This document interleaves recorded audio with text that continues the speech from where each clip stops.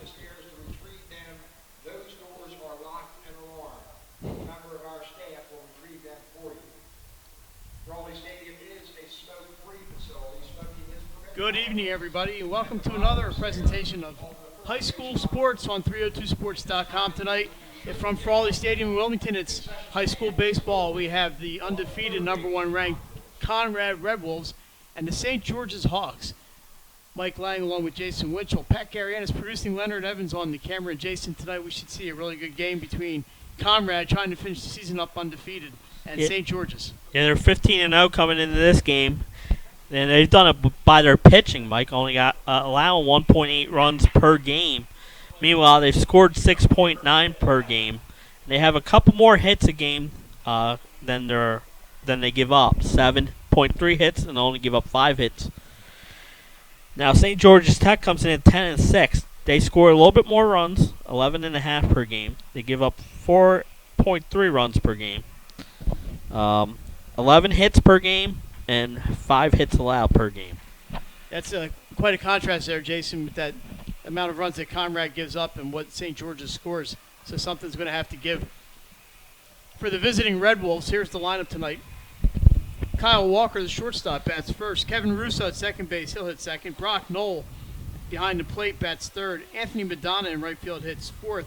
The designated hitter tonight, Ryan Bradigan, will bat fifth. In left field is Dustin Sutton, he's hitting sixth. In the seventh position, Kyle Maxwell, he's at third base. At first base, batting eighth, Marshall Autry. And in the ninth position in center field, Brendan Haywood. On the mound for St. George's tonight is number 24, Tristan Guild. That name's familiar. We've seen him. He's a multiple sport athlete. And St. George's at 10-6, looking to pull the upset tonight at Frawley. Nice night out. The heat has subsided a little bit. We're about ready to go. St. George's taking the field. And, Jason, this should be an entertaining game. Yes, it will be, and it's good that it's at Frawley Stadium. I mean, this is a nice place to play a game. You can get a little bit more fans in here, and both teams' fans should be excited for this one because it's St. George is just sitting outside of the top 10, and then you got Conrad as the top-ranked team and the only undefeated team in the state. The longest regular season, as far as when it ends, baseball will go into late next week. Next Tuesday. This Tuesday before the playoff brackets are announced. 15 high school games on the schedule today. We have a game here at Frawley before this one. In 8 innings, Howard with a comeback win over St. Thomas More. That was 7-6. The Wildcats were trailing that one 6-3 heading into the 7th. I was here for that one. It was a hot one. And we had a final from Caravel Academy as they fall today to Riverdale Baptist out of Maryland defeats Caravel Academy today. And we'll get the other scores to you as they come in. So we're getting ready to go here. And Jason, we did have the girls lacrosse tournament start today, and one final in so far. Charter School of Wilmington 11, Tower Hill 10. So Charter has a rematch with Ursuline on Saturday. Those teams met last week, and Ursuline won that one. So it'll be a rematch between the Force and the Raiders. Playoff season getting underway in all the sports all over the state. I'm excited. I like this time of year. Yeah, great time of year. Soccer brackets came out yesterday. They're getting started this weekend. The track final is Saturday.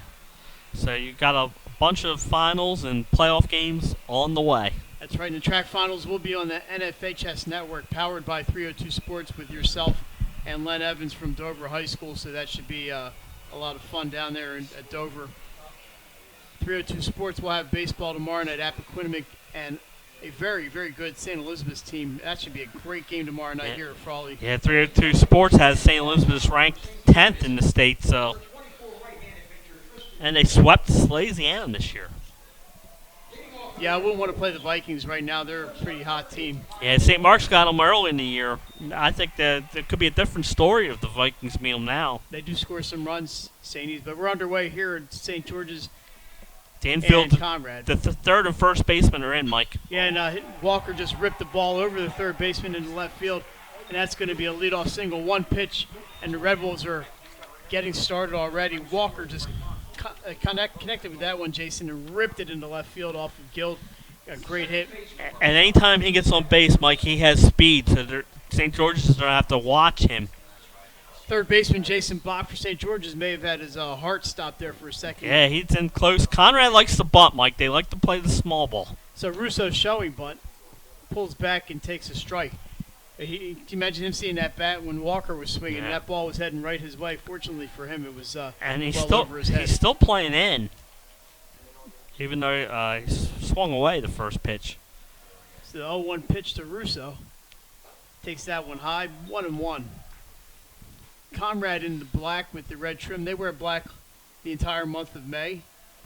And St. George's in the green with the blue and white trim. Kind of like that look from St. George's. Yeah, it's a nice uniform. That pitch is outside, 2-1. So sun has found its way behind some clouds and behind the stadium. We'll see the lights coming on soon here. It's Just been underway. great weather all week. It has been a great week. 6:35 or so we got started here. So from the stretch, that pitch is outside, and it's 3 balls and a strike. We see what the pressure the Conrad offense puts on teams. Brock Knoll waiting on deck. And he hit a 3-run bomb, I believe, against Middletown the other day. So he's a dangerous hitter. He's a senior. He's had a fantastic career at Conrad. Here's the pitch swung on and flied to center field. Klepacki is underneath of it. He's got it for the first out. Walker back to first, and 1 down for the Red Wolves. Yeah, big out there for Guild. He fell behind 3-0, and he was able to get him to fly out to center field. So Knoll's a lefty. Yeah, and he's got some power. Jason, at Howard game today, we had a left-handed catcher for the Wildcats for the first 6 innings. Not something you see every day. No, you do not see that every day. Darren Matthews, a big dude playing catcher for Howard. Guild sends this one in on the inside corner, strike 1 to Brock Knoll. A lot of seniors on this Conrad team. They've been building to this for a few years now, joining the elite among high school baseball here in Delaware. Yeah. Good team last year, a better team this year. There's pitches inside. Walker to second. He slides head first, and he's safe. I told you he has speed. Stolen base for Kyle Walker. Got a good jump. Was able to steal that one rather easily. Conrad coming off a win at Middletown. Yeah, 2 days ago. That was the game. No hit that 3-run home run. 10-6. Middletown was 5th in the state. So 1-1 pitch on the way from Guild. He attempts a bunt, fouls it off the screen behind home plate. It's 1-2. Yeah, and everyone bunts in the Conrad lineup. Even their 3, 4, 5 hitters. They will lay down bunts. Knoll will be followed by number 12, Anthony Madonna, another senior right fielder.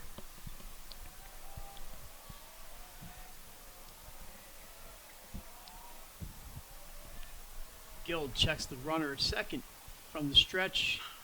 Curveball, ground to one hopper to shortstop. Short sends it over to first base. He's got him.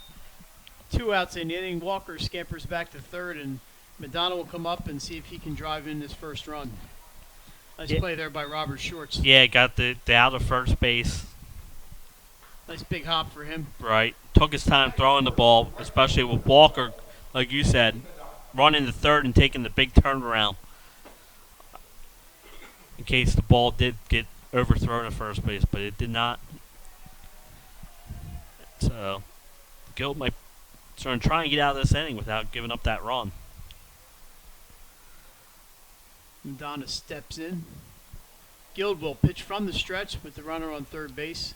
That kind of speed, he goes from a windup. You never know what Walker's going to do. That pitch gets beyond the catcher, Jordan Marucci, but not far enough. Yeah, and we said that playing here, the backstop is pretty far away, so anything that gets back to the backstop will probably score someone for the third base. So ball 1 on Madonna.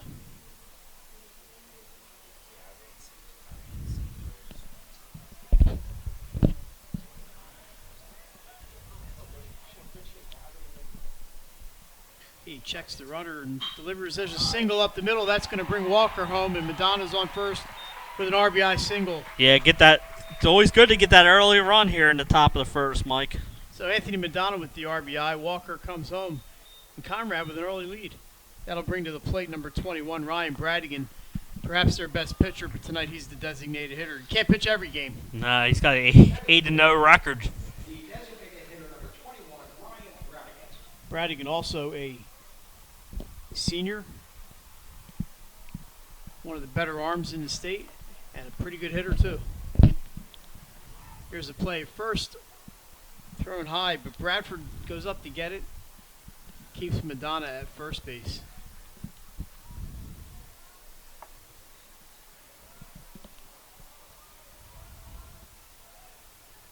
That pitch must be outside. Ball one. That was close. Yeah, it was close. Just a little bit outside. So Conrad jumps out to that early 1-0 lead here in the top of the first. Pickoff attempt at first. Madonna is back. Seems pretty comfortable outside. A little bit cooler than it was a couple hours ago. Yeah, there was a nice little breeze at the Sally's game every once in a while. Salesiana playing Indian River this afternoon. There's a pitch outside, ball two. Madonna to second. He slides in safe, and there's another stolen base for the Red Wolves. This team will steal bases, lay down bunts. They'll do anything they can to put those runs across the plate, and that's why they are 15-0 on the year. So Bradigan with a runner in scoring position. On deck is number 18, Dustin Sutton, the left fielder. He's a lefty. They have to get through Bradigan first. Here's the pitch. Curveball sent toward the third baseman. Diving stop, but he can't hang on, and Bradigan's going to be safe. So we're going to have first and third. Probably saved a run, Jason Bach there. I was going to say, stop, he made the nice stop, kept the ball in the infield to save the run. Don't know if he would have had him. If he fielded cleanly at first base, it would have been a bang-bang play, I think. So an infield single for Ryan Bradigan, and first and third for Sutton. Batter number 6 coming up for the Red Wolves. As they look to increase this 1-0 lead.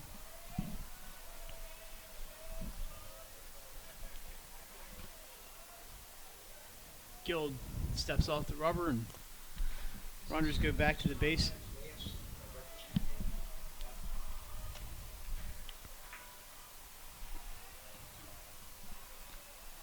Conrad in the middle of a 4-game road trip to end the season. Jason, they have Dickinson on Saturday and Mount Pleasant on Monday.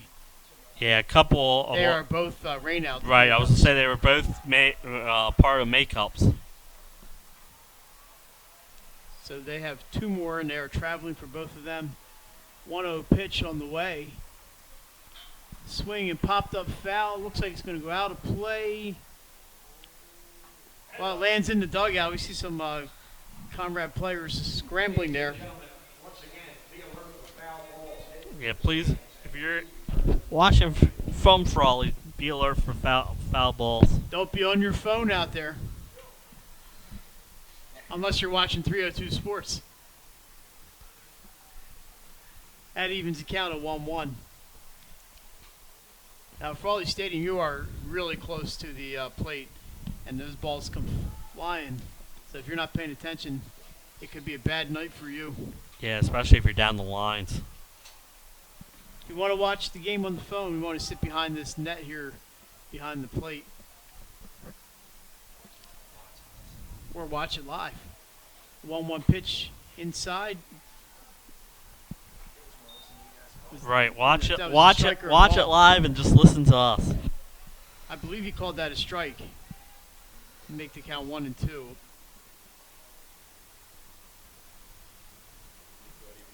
I thought he motioned inside too, but the runner goes to second. He's going to try to get a rundown going between second and third, between third and home. But I think that's a good idea by Guild not to throw the ball there. That's going to go as a stolen base for Bradigan. He tried to get a rundown started there. Guild was not biting. So second and third, 2 outs. There's a little check swing foul ball. on Sutton. Count is 1-2. 3 stolen bases for Conrad in the first inning.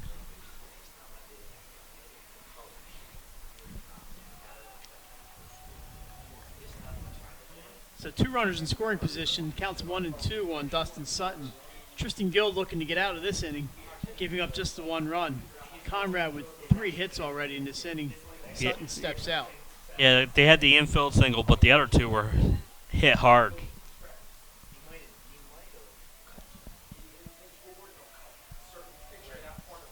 Guild from the stretch.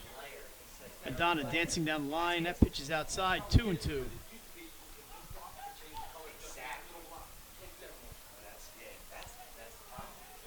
Mike, just everyone watching, there is a 105 pitch limit for.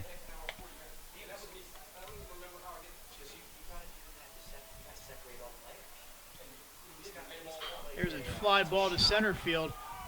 It's deep, but caught out there by Klepacki, and that's going to retire the side. So Conrad is able to push across 1 run.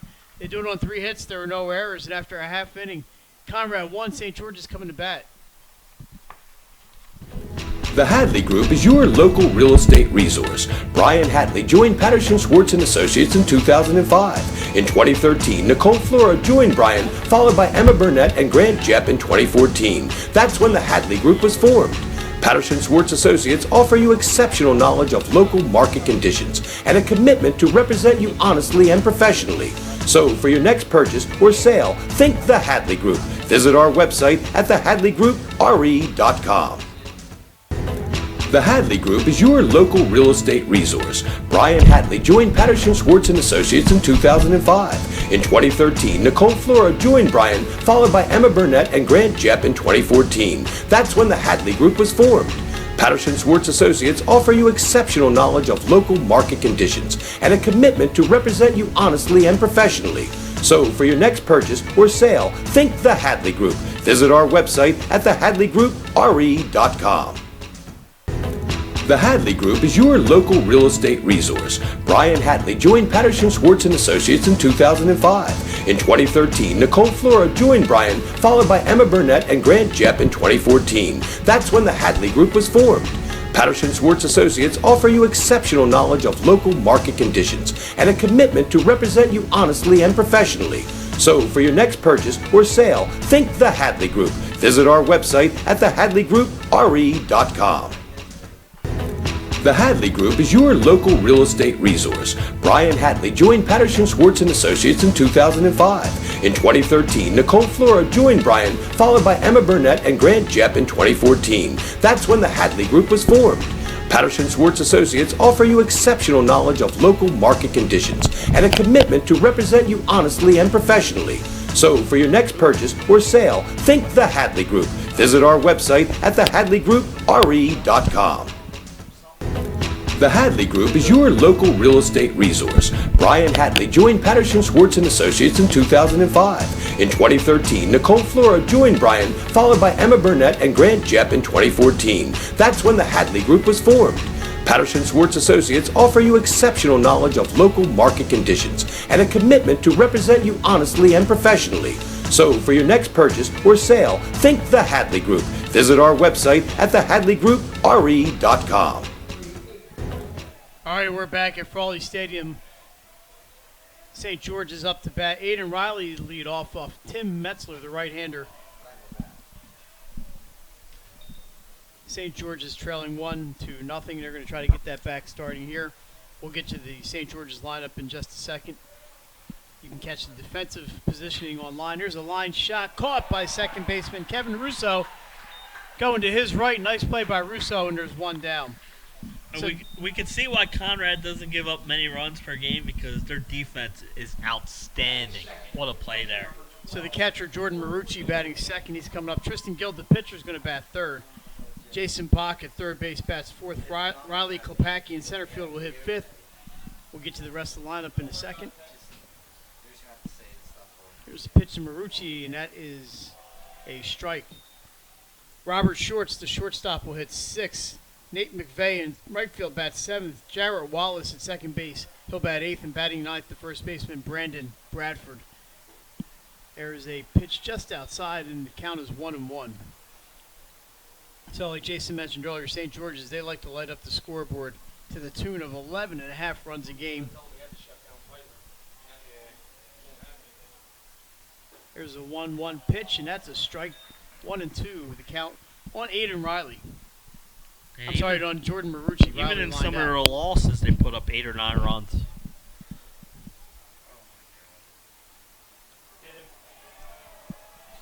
And Marucci is hit by a pitch, and he will get the free pass. It only hurts for a second. Of course, I wasn't the one who was hit by the pitch. Right. So 4 batters hit by pitches. So apparently we're having some difficulties with our graphics, but Jason and I can get kind of graphic for you. I mean, describing the game, that's what I meant. Apparently not. So there's a ball outside, and the count is 1-0 to Tristan Guild. So we'll tell you the score is 1-0. One out here in the bottom of the first inning for the St. George's Hawks.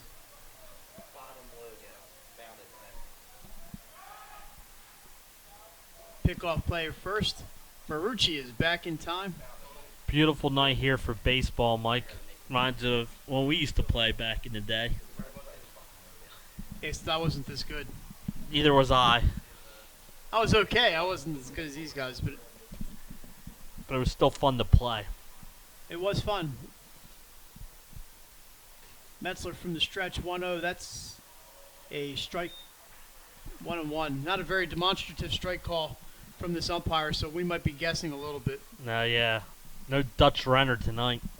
No, that's true.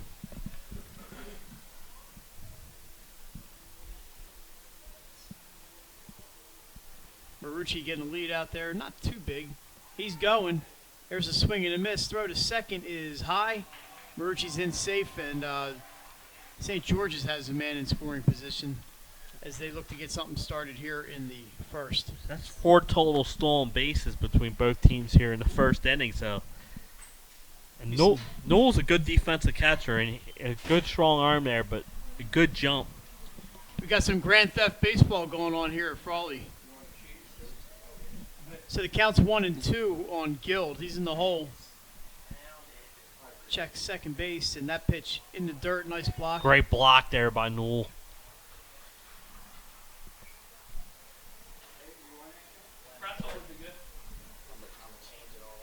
Yep. Number on the catcher does not look like. Oh, it's number 13. Okay, we're good. My number's mixed up here.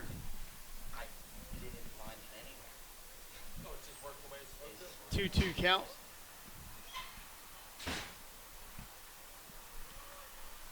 Brock Knoll wearing lucky number 13. Here's a curveball driven to left field. It's deep. Outfielders on the run, but it's going to go over their heads against the wall. Here comes Marucci. He's rounding third. He's going to score. Throw to third base. Gill slides in safely with a triple, and we're tied at 1 on the RBI. 3-bagger by Tristan Guild. He crushed that ball, Mike. Yeah, he only missed a home run by about 10 feet there, Jason. Those runners and his outfielders could not get there. Yeah, and good job by the runner on second base. He waited halfway until that ball dropped. So that brings Jason Bach to the plate. He's a third baseman, a right-hander. Bach is a senior. Now he's got a runner down at third base. So Guild helped himself there with that triple. They'll be looking to take the lead. There's a pitch out. They were checking to see if a safety or suicide squeeze was on. Neither were.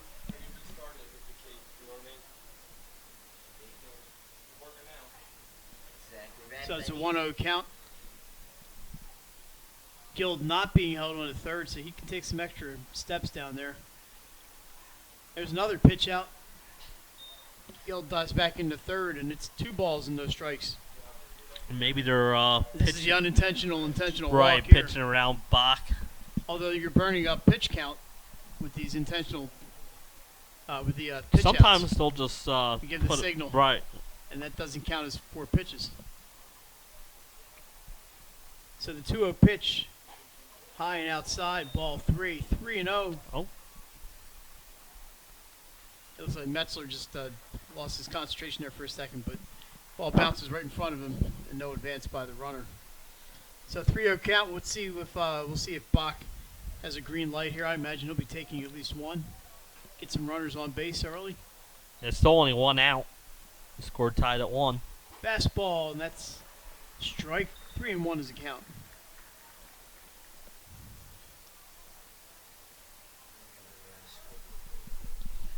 St. George is coming off a couple big wins over Brandywine and Concord.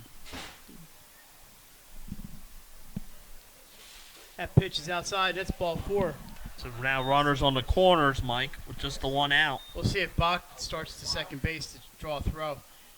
So, Jason, after St. George's lost to Newark Charter and Appo, the Hawks took out their frustrations on the Brandywine School District with a couple of big wins at Concord and then home against Brandywine.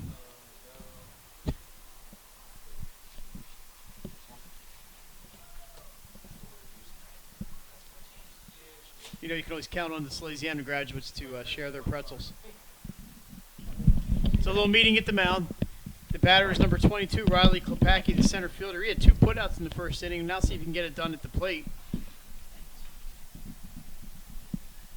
But Conrad has not been in this position too much this season, where they've had some close games, but they're used to being in control. Yeah.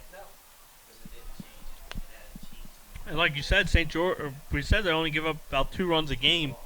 St. George got the first run in, and they got runners on the corners with just one out here in the first inning. Klepacki, the lefty. There's a bunt right in front of the plate, and it's going to be a suicide squeeze. The out made it first. Nice play there by Marshall Autry at first base to get that throw. But that brings a run home. Klepacki with the RBI. Bach moves up to second. And it's 2-1 St. George's here in the first. Nice play there, Jason. That was a nice bunt and put it out straight, but with the runner going, there was no opportunity. Yeah, to play it home. Good call. We said Conrad likes to do the suicide and safety squeezes, and there St. George's does it successfully. And that's your number 5 hitter. That's a power position. But when you got guys who can bunt, that's a weapon. See, now batting is Robert Shorts, appropriately playing shortstop. 2 outs. That pitch is outside, ball 1.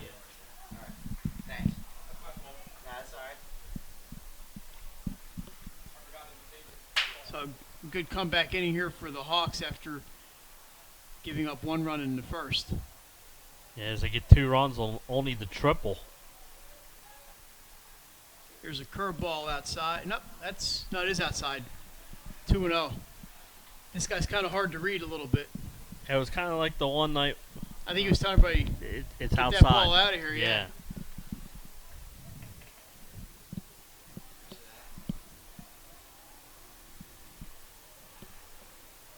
So Short steps out, and we'll reset here. Lights are on at Frawley Stadium. They'll be taking effect fairly soon.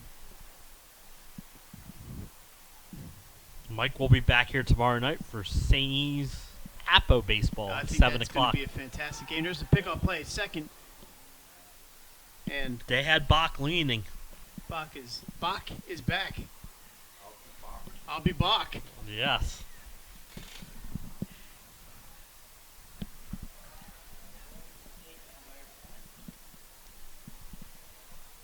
So the count is 2-0. Metzler delivers. Low, ball 3, and a real little, I don't want to call it groans, but some disagreement from the stands.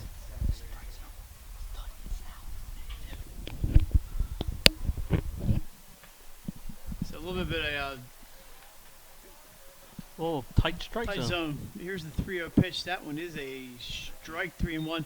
Jason, I was here, as I mentioned, for the Howard St. Thomas More game, and that was not a tight strike zone at all.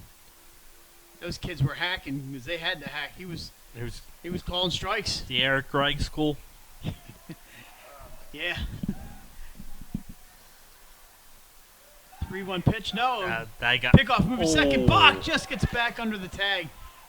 I think they decoyed him with the shortstop going back, and they brought a second baseman The second baseman, Kevin Russo, in for the throw and almost got him. Just like when you play St. Mark's, you have to watch Conrad.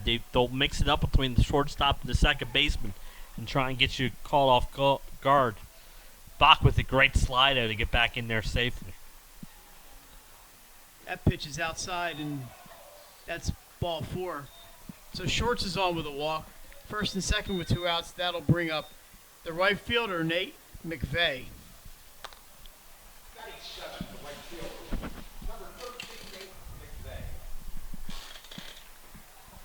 So Jason, I just caught the play at second, and that was very, very close on that pickoff play.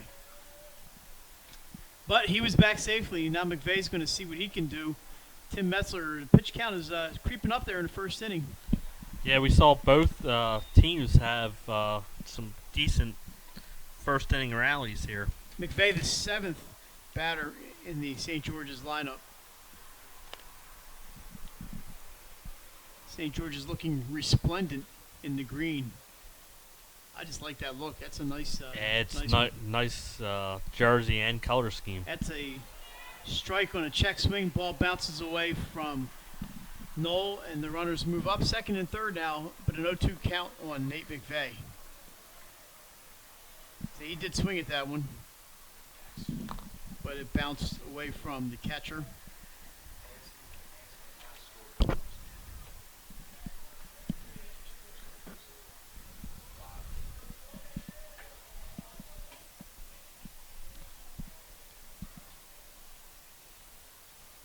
That pitch is outside, 1-2. McVeigh, just a sophomore. Jarrett Wallace, the second baseman, is on deck. A lefty. Here's the pitch. That's high, and it's 2-2. St. George's with one more game after this one. They play right here at Frawley Stadium on Saturday. They are the home team against Delcastle. That game originally scheduled for May 6th. If you're coming to that one, bring $5. Well worth it. 3 games here at Frawley on Saturday. That pitch, outside. I guess he signaled outside. So it's full count. Full count. So I believe one of those games is a Pennsylvania game on Saturday and 2 Delaware games. So busy day here at Frawley on Saturday. It's a busy day everywhere in Delaware on Saturday. Full count to McVeigh. Here's the pitch. Curveball, swing and miss. He's got him, and Conrad is out of the inning. But St. George's manages to pick up 2 runs on just a single hit. They leave 2, and after 1 full inning, it's the Hawks 2, Conrad 1. We'll be back right after this. Mr. Italian began his career in home finance in 2002 as a mortgage consultant. Since 2002, Brian has helped over 1,000 home buyers achieve their dreams of owning a home. Brian's knowledge of current market conditions and his detailed evaluation of buyers' finances ensures that each buyer will receive the best mortgage to fit their needs. Brian is often commended on how efficient and effortless he makes the mortgage process for everyone from first-time home buyers to investors to experienced buyers. For the loan that fits you, contact Brian today. Mr. Italian began its unique image, opened for business in Wilmington, Delaware in 1979 with one focus, wowing our customers with great products and even greater customer service. 30 years later, we are still doing exactly that. Whether you're looking for marketing tools to promote your business, gifts for your employees or clients, or planning a special event, we're here with the voice of experience to help you every step of the way for your complete satisfaction. Visit our new showroom in the Mill Creek Shopping Center, 4577 Kirkwood Highway. Unique image, you envision, we create. All right, we're back at Frawley Stadium. Mike Lang and Jason Winchell along with you. Pat Garrienis on the wheels of steel. And Len Evans is the cameraman tonight, bringing you high school baseball from Frawley Stadium. Happy to be here. Just 2-1 game for St. George's. Jason, a very eventful first inning. First inning. Conrad, like we said earlier, are 15-0, ranked first in the 302 sports poll. They can score, average almost 7 runs per game, give up only 2 runs per game, 7.3 hits per game, only give up 5 hits allowed per game. So if you're St. George's, you're happy with those 2 runs you scored in the first inning because Conrad doesn't give up many. So number 4, Kyle Maxwell. will lead off the inning for the Red Wolves. He's Ma- the third baseman. He's a good player. Maxwell picked up the win on the mound in their win over Middletown on Tuesday. Bradigan also came in the That middle pitch, innings. I believe, was a strike. Jason Bach, the third baseman, playing about 50 feet away from Maxwell. You mentioned, Jason, these guys like the bunt. That pitch off the outside of the plate, 1-1. They always seem to be putting the defense in the. And everyone, the scoreboard is back up and working. There's a grounder to second base off the glove of the second baseman, and that's going to be safe at first for Maxwell. That's a tough one, Jason. I don't know how we're going to score that. That took a tough hop. That is a hit. I'd give it an infield single, but That is a hit. So a leadoff hit for Kyle Maxwell. Take it any way you can get it. He hit that sharply, and it took a high hop on Wallace. Not much he could do with that one, except keep it from hitting his noggin. That brings up Marshall Autry, the first baseman. He's showing bunt. Pick off the first base, and Maxwell is back. oh, we got a balk A balk is called. or some kind of Oh, that's interference, some interference. and I believe we're gonna have a. Here comes the coach from St. George's. Wants to understand what that call was. I'm not sure what kind of interference he was talking about there. The first baseman blocked the base. Well, he has the. If he doesn't have the ball, he can't block. But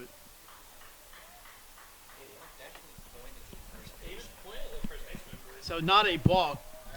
And it was a short conversation. The manager is back in the dugout. So I believe it was So Maxwell's on second base and nobody out. some kind of interference on the first baseman. I don't know if that goes as an error or not.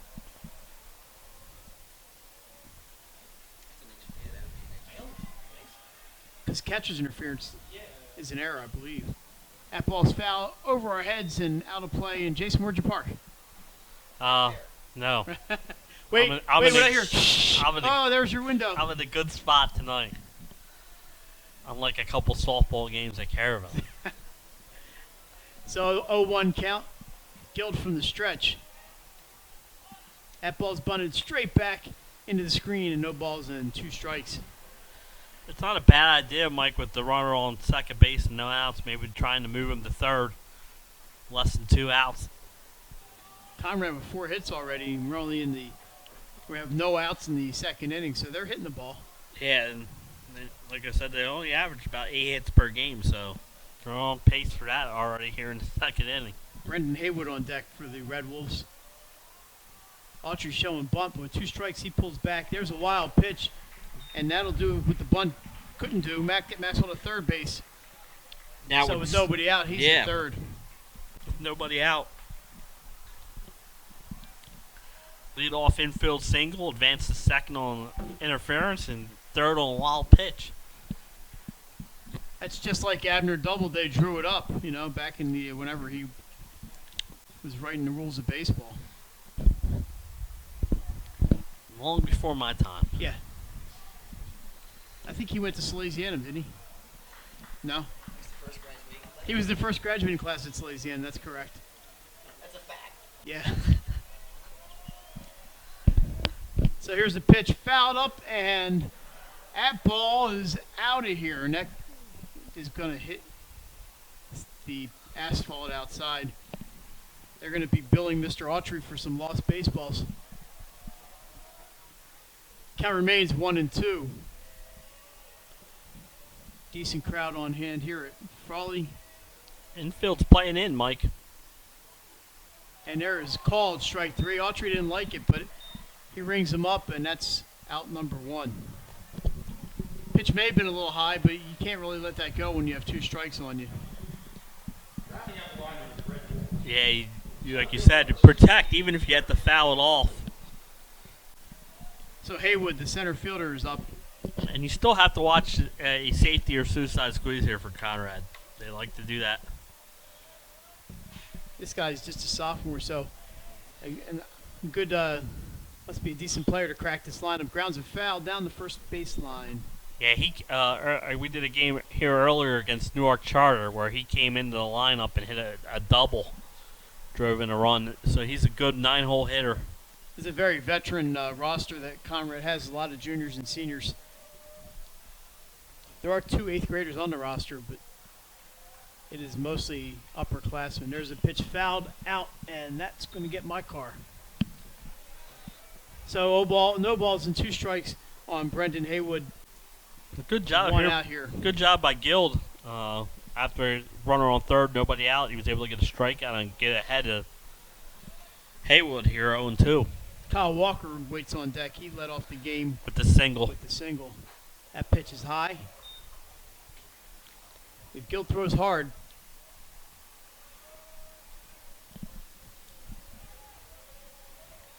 he steps off the mound. We're in a little break here as they collect themselves.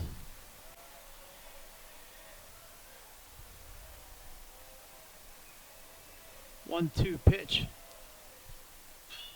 Grounded to first base. Umpire says that's off the foul flag. Ball. It must have been off his leg or his foot. The way he's hobbling. Yeah, he's going to give him a second here to walk that off. So while he walks us off, Jason, we have a couple of baseball finals today. Brandywine 11, Delcastle 7. The game here, the first one, Howard in 8 innings, 7-6 over St. Thomas More. And Red Lion, a 2-0 win over Lake Forest. So 3 scores in so far. There were 15 games total. And if we get more scores, we'll pass them along to you. So Guild's ready. Haywood is ready, and here's the pitch. Set deep down the right field line, but well foul. And I think he caught a few crab fries there, Chickies and Pete's. Yeah. He did get around on that one, and he sent it deep, but it was well foul. Into those nice seasoned crab fries, like Mike said. Curveball. Whoa, look out. We told he almost took out Kyle Walker. He fouls that one off to the third base side. You got to be careful in the on-deck circles here. Walker's got a big smile on his face, but I'm not sure that's...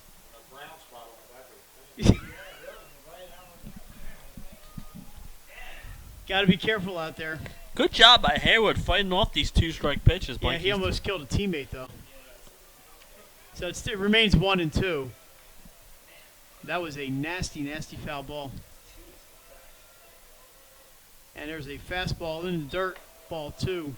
Nice block there by Marucci. Keeps Maxwell at third base. Great at bat by the 9-hole hitter here. Fighting pitches off, laying off some balls they're trying to get him to chase at. He's working the pitcher, that's for sure. 2-2 pitch on the way.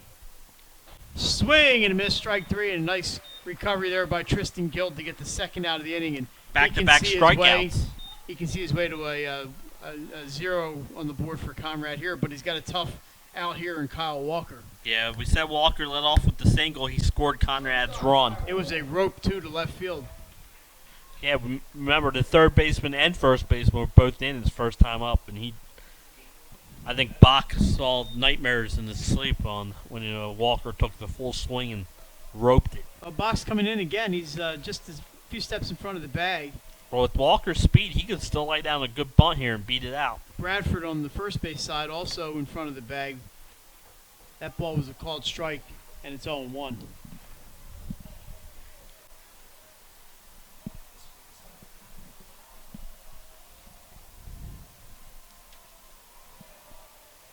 Here's the 0-1 pitch.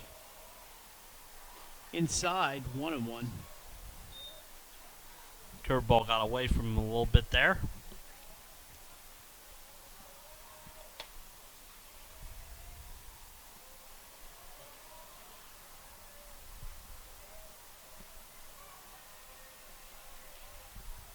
That pitch on the outside corner, strike 2. So it's 1-2 on Kyle Walker. Playing shortstop tonight. Also does some pitching for the Red Wolves. Good all-around player. Great leadoff hitter. Just a sophomore. Outside, 2-2.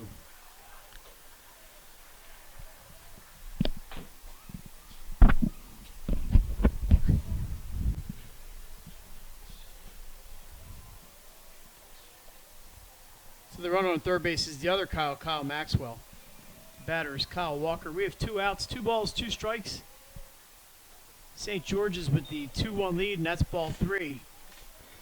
So full count. Yeah, good job by Walker after he was down in the count 1 and 2. He takes the next 2 pitches for balls.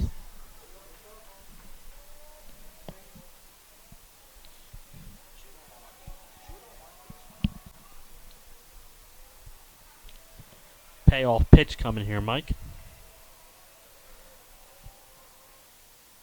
Grounded back to Guild, and he flips to Bradford, and that'll do it for the Red Wolves in the second inning. So no runs, a hit, 1 man left, and after 1.5, it's 2-1 St. George's on 302sports.com. Hooters of Newark is located at 136 Astro Shopping Center, Newark, Delaware. Come in day or night to watch your favorite teams and sports on our many TVs. It's a great, fun-filled environment that is kid-friendly. Our craveable food menu has all the appetizers, burgers, salads, tacos, seafood, you name it, as well as our world-famous Hooters wings, which are the official wings of 302sports.com. Remember, you can always order online to take home our world-famous wings. It's your couch, our wings. Hi, I'm Scott Kammerer from Solo Concepts. Solo Concepts is an award-winning restaurant group on the culinary coast with 10 locations. We're a chef-driven group. Come check us out. See you soon. Solo Concepts believes in the vision of our founder, Matt Haley: cook beautiful, simple food, develop the people we work with, and make the world a better place. Solo Concepts on the culinary coast with 10 locations from Lois, Delaware to Fenwick Island. Come check us out. Oh, you don't have it. I'm still down. Hi, I'm Scott Kammerer from Solo Concepts. Solo Concepts is an award-winning restaurant group on the culinary coast with 10 locations. We're a chef-driven group. Come check us out. See you soon. Solo Concepts believes in the vision. All right, welcome back to Frawley Stadium. Mike Lang and Jason Winchell, along with Pat Garianis and Len Evans.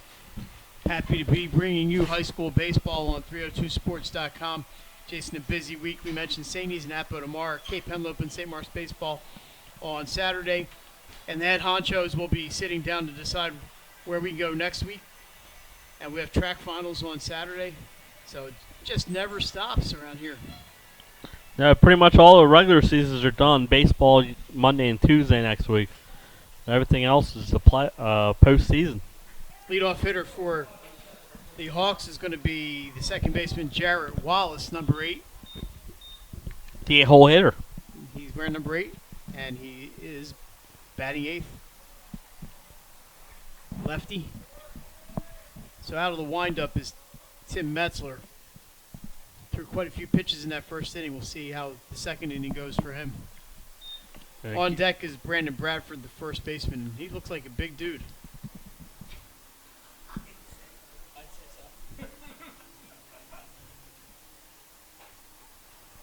Misses on the bunt attempt, and that's 1-1. Saw some big kids playing today, and he's right up there.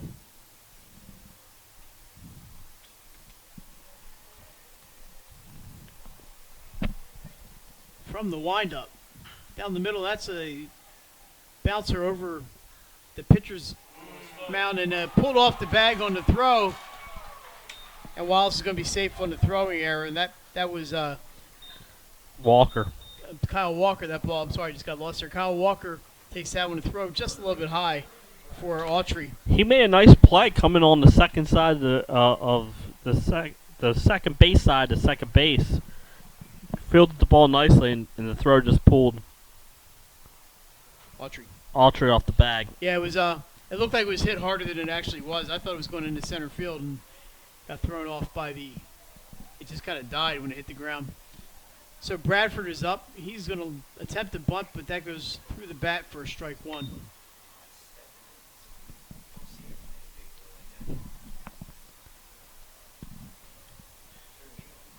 So 0-1 is the count. St. George's was a runner on first base, no outs. It looked like they're trying to move the runner over to second base, put him in scoring position. It's probably a smart idea with the top of the lineup coming up. Bradford now in the hole, 0-1. Shows the bunt again. The ball, and there's a throw to first by Madonna. By Brock Knoll, and it's safe at first base. Knoll will do that. You have to be on your toes with Brandon Knoll. He'll throw it anywhere on the bases. So the count's 1-1 to Brandon Bradford, number 26. That is a bunt attempt. Umpire says caught a piece of the bat, and it's 1-2. So we'll see if they keep the bunt on here. If he bunts this one foul, it'll be strike 3. I'll probably have him swing away, but that's why I'm up here.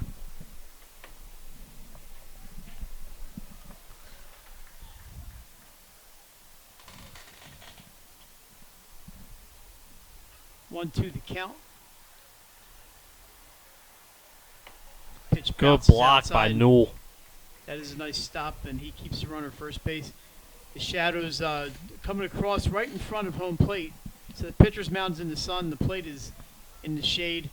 Right field would be your sun field. So your first baseman and your right fielder looking into the sun. 2-2 pitch on the way. Swing and a miss, strike 3. And that's out number 1 for the Red Wolves. So he tried to bunt twice and then took a mighty hack on that third one. Could not catch up to it. That'll bring left fielder Aiden Riley to the plate. He lined out the second baseman his first time up, so he's 0 for 1. Got a nice shot on that first time. It was a nice play out there by Kevin Russo at second base. Going to his right. One out, runner on first. Swing, and it's fly to center field. Haywood settles under it. That's out number 2. Riley is just a sophomore, and he's one of the players to watch for St. George's. Jordan Marucci, the batter. He's the catcher. He's 0 for 0 as he reached on a hit by pitch and then scored St. George's first run. That 2-run first inning. So 2 outs here in the bottom of the second. Mets are looking for a nice quick inning here. Low and outside, ball 1. Yeah, he's after that leadoff error, he's got the next 2 outs.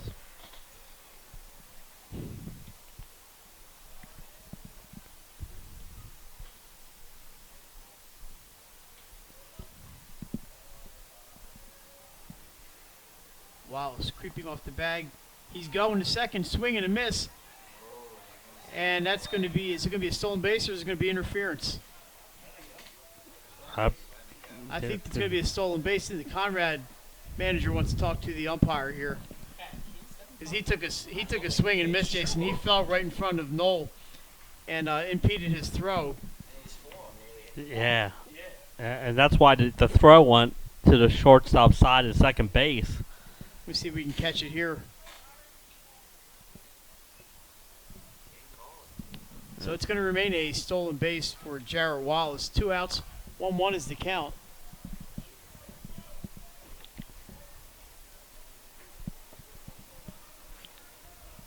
Metzler in the stretch. So the throw ended up going to the shortstop side of the bag. But the runner remains, and we have a runner in scoring position. There's another pitch outside. Marucci takes for a ball. 2-1, no advance by the runner. Good job again by Newell. He's blocking everything in the dirt today. Because I think he's one of the best defensive catchers in the state of Delaware. If Marucci can reach, Tristan Guild would bat to try to help his own cause. Which he already did once tonight. There's a pop-up toward third base. It's in foul territory, and it is caught by Kyle Maxwell for the 3rd out. So 1 hit in the inning. I'm sorry, it was an error. He reached on an error. So 1 batter reached, no runs, and 1 man left on base. And after 2 complete innings, it's 2-1 St. George's. The Hadley Group is your local real estate resource. Brian Hadley joined Patterson Schwartz & Associates in 2005. In 2013, Nicole Flora joined Brian, followed by Emma Burnett and Grant Jepp in 2014. That's when the Hadley Group was formed. Patterson Schwartz Associates offer you exceptional knowledge of local market conditions and a commitment to represent you honestly and professionally. So for your next purchase or sale, think the Hadley Group, Visit our website at thehadleygroup.re.com. Home finance in 2002 as a mortgage consultant. Since 2002, Brian has helped over 1,000 home buyers achieve their dreams of owning a home. Brian's knowledge of current market conditions and his detailed evaluation of buyers' finances ensures that each buyer will receive the best mortgage to fit their needs. Brian is often commended on how efficient and effortless he makes the mortgage process for everyone from first-time home buyers to investors to experienced buyers. For the loan that fits you, contact Brian today. Mr. Italia. And we're back at Frawley Stadium. So, no scoring there in the second inning. A little bit quicker than the first. Coming up for Conrad in the third inning, we're going to have the number 2 hitter, Kevin Russo, followed by Brock Knoll and Anthony Madonna. So, Jason, we have a minute here looking at the scores in front of us. Let's go to volleyball. Volleyball, not a DIAA sport, but it is a there are some teams that play, and they're in their quarterfinals. Their county, I believe, is a county playoff. So it was a Conrad 3-0 over St. Mark's, 3-0 Salesianum over Delmarva Christian. Here's a close one. Charter over Brandywine 3-2, and AI DuPont over Dickinson 3-1. Delmarva Christian? That's not Newcastle County. No, it's not, but I believe it is a county league. There's also Unionville from Pennsylvania, I believe, is in that league as well. Yeah, they are not eligible for the playoff. I believe you need 16 teams competing at the varsity level to apply for a DIAA championship. And that is strike one to Kevin Russo from Tristan Guild. Russo's 0 for 1. He flew out to the center fielder his first time up. That's a ball. It's back to the backstop. Mike Conrad has 4 hits, but Guild has done a good job just holding them to the 1 run. Here's that 1-1 pitch upstairs, 2-1. Top of the third inning here. 2-1, St. George's in the lead. The sun back out from behind the clouds. Some nice shadows on the field there. Oh, that pitch is way up and in. Little sweet chin music. And Russo bends out of the way. Rather than take that one off the shoulder, he decided he'll just bat. He'll take his chance of swinging the bat. 3-1 is the count. Here's the pitch from Guild. That is also inside, and ball 4. Nothing like a nice leadoff walk. That will bring Brock They score. Knoll to the plate. With the Brock Knoll do his first time up. Knoll grounded out to the shortstop. It's 0 for 1. But those leadoff walks tend to come back and hurt you as a pitcher.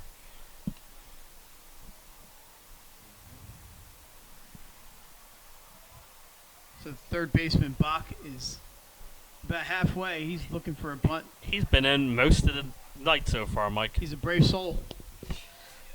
Especially with Knoll up there. Good thing is Knoll's a lefty, so you see the softball players, a lot of the infielders wearing those face guards, but I don't see that coming to baseball anytime soon. That pitch was a ball. So here's the 1-0 pitch on the inside corner, I believe, 1-1. Yeah, I believe that was a strike. Sometimes when he does that point, it's outside, so we might need to change his batteries.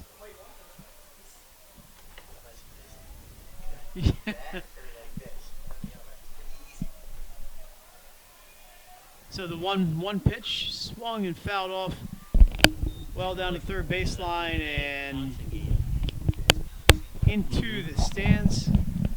1 ball, 2 strikes on Brock Knoll.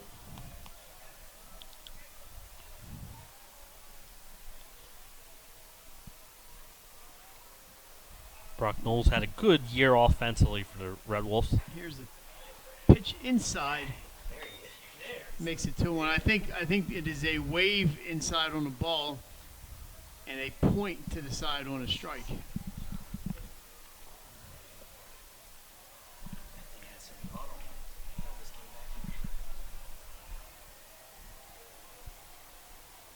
Guild with the 2-2 offering. Inside ball Runner's 3. going. And there's a stolen base, bit of a delayed steal, and that's an easy one for Kevin Russo. That's stolen base number 4 for the Red Wolves already in 3 innings. Well, they must know something if it's about St. George's that they could take these bases on them. And that was a delayed steal, which Conrad likes to do. You have to be careful with the Red Wolves. They do everything they can to score runs. Russo dancing around out there, but this ball is fouled down the first base line. Full count remains. A runner on second.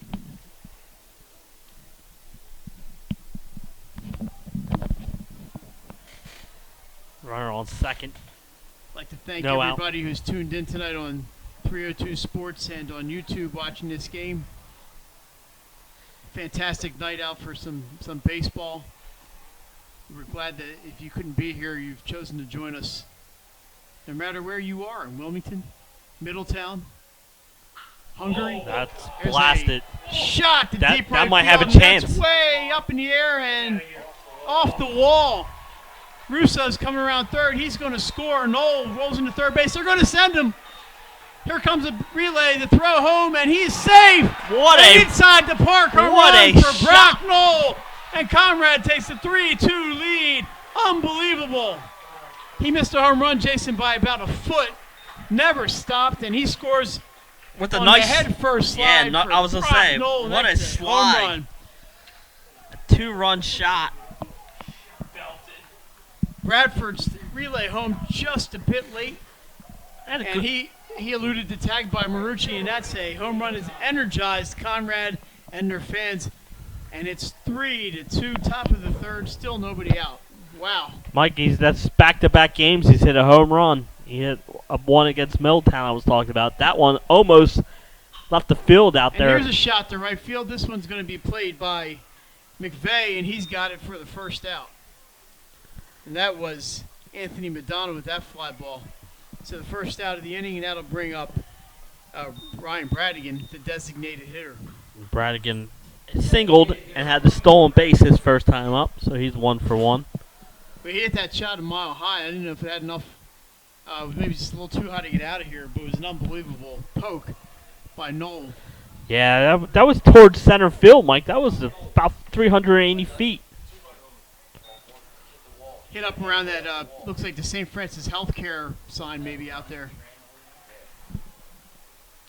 A nice, like I said, a head first slide at home plate. Pitch is inside, 1-1.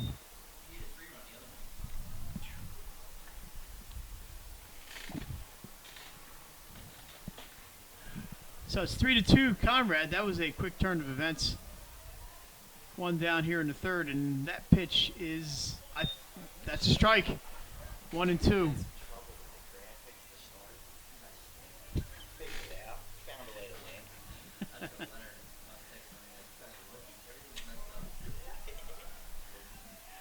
One-two pitch on the way, swing and fouled out of play, and out of here.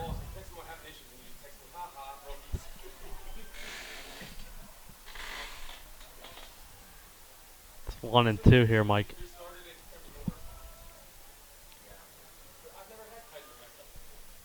So the bases are clear. Guild is back in the windup, trying to knock out Ryan Bradigan here. Dustin Sutton waits on deck. There's a curveball driven to center field.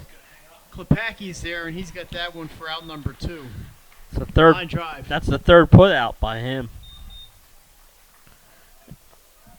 That'll bring up Dustin Sutton, who's 0 for 1, Mike. Jason, a baseball final. Cape Henlopen 3, Appoquinimink 1. Big win for Cape, and we will see them Saturday at St. Mark's. And Appo we'll see tomorrow against St. E's. So There's Sutton pitches outside. So Steckline pitched today for Appo. He may not be eligible. He will tomorrow not be night. eligible tomorrow night for Appo. Just 4 hits for each team in that game. Appoquinimink committed 4 errors. There's a bunt, and that's a great bunt. It dies in the grass, and that's going to be nice play. He is safe. Bang, Bradigan bang play. is literally hopping mad on that one, but it's an infield single. He turned that into something. I think That was a bang bang play at first base. So we're gonna let's see that one. We're gonna. I know, I don't have it on it. Want me to run it? Nah, you don't have to. So that was that ball died just into the grass. I thought there was no chance on that one, but it was a beautiful play. May have been out at first, but the umpire called him safe. We looked at the reaction by Bradford. He thought he had him. Third baseman Kyle Maxwell. So that'll bring Kyle Maxwell to the plate. Maxwell singled his first time up.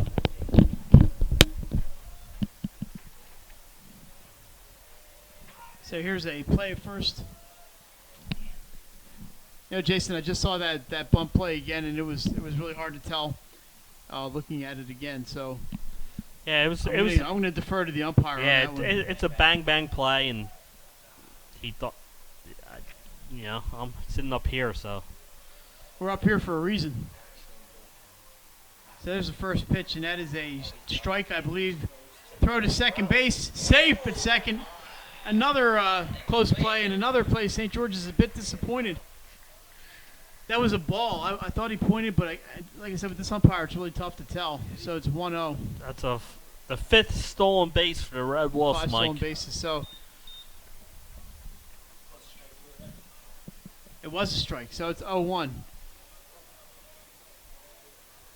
Yeah, he's not making it easy. I'm not picking the guy, but it's just has not been easy for us to discern balls from strikes. There's a pitch that's flied to right field. On the run is McVeigh. He gets there, and that'll be out number 3. But Conrad takes the lead with a 2-run home run inside the park home run off the bat of Brock Knoll. And after 2.5 innings, it's Conrad 3, St. George's 2. Unique Image opened for business in Wilmington, Delaware in 1979 with one focus, wowing our customers with great products and even greater customer service. 30 years later, we are still doing exactly that. Whether you're looking for marketing tools to promote your business, gifts for your employees or clients, or planning a special event, we're here with the voice of experience to help you every step of the way for your complete satisfaction. Visit our new showroom in the Mill Creek Shopping Center, 4577 Kirkwood Highway. Unique Image, you envision, we create. Hooters of Newark is located at 136 Astro Shopping Center, Newark, Delaware. Come in day or night to watch your favorite teams and sports on our many TVs. It's a great, fun-filled environment that is kid-friendly. Our craveable food menu has all the appetizers, burgers, salads, tacos, seafood, you name it, as well as our world-famous Hooters wings, which are the official wings of 302sports.com. Remember, you can always order online to take home our world-famous wings. It's your couch, our wings. All right, back at Frawley Stadium. Jason, from that Appos Cape Henlopen game, Ryan Steckline had 10 strikeouts for the Jaguars. Yeah, he's one of the best pitchers in the state, along with Bradigan and Billy Sullivan to St. Mark's. But a big win for Cape Henlopen. That's a nice win for them. The win for David Erickson, complete game 4 hitter. He also had 10 strikeouts. That game was down in Lewis this afternoon. So it's wide open in baseball. Appo is one of the best teams in the state, and they traveled down to Lewis today and not a happy ride home for the Jags. Also, this has been upset. St. Andrews 2 and Tadnall 1. And then from Sussex County, it's Sussex Central 9, Seaford 5.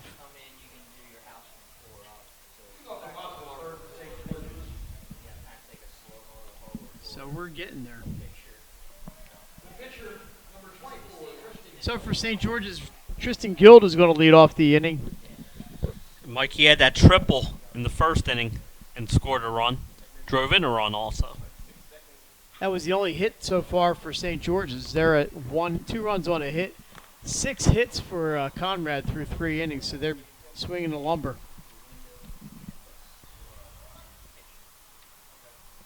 Guild will be followed by Jason Bach. That pitch is low and outside. Ball 1. 1-1 to count. Your pitcher, Tim Metzler, settled down after that first inning. Got off to a little rough start. In the dirt, 2-1. Even with nobody on, Newell's blocking it.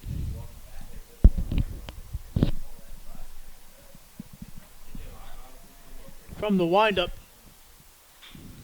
Pitch is fouled down third base. Nice play by the coach. 2 balls, 2 strikes. Yeah, what a great. He showed his hands there. Nice stop by the coach. Count is even at 2.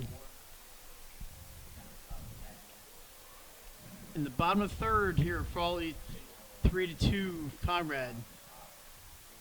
There's a ball sent through the left side, a seeing eye single for Tristan Guild, and he's on to start the bottom of the third for the Hawks. Jason, it got by both Maxwell and Walker. Yeah, you described that perfectly, Mike. A seeing eye single. And Guild's now 2 for 2 with the triple and a single. Two fourths of the way there. We'll see if St. George's tries to get something going, maybe a little hit and run or a stolen base. It's a little tough with Noel back there. Bach walked his first time up. Maxwell into third base. And there's the bunt, goes down to first base line. You got to run that ball out. Yeah, I was going to say, territory. He could roll back into fair territory there and be a fair ball. But it died in the grass, in foul territory, so just 1 strike there. And then if he was running, your fielder wants to field it in foul ground. Had a Little League coach once told us to just go up there and kick it. Right, kick it. Followed by the umpire told us don't kick it anymore. That pitch is a strike, and the count is 0-2. He took that one. Showed a bump, but just took it.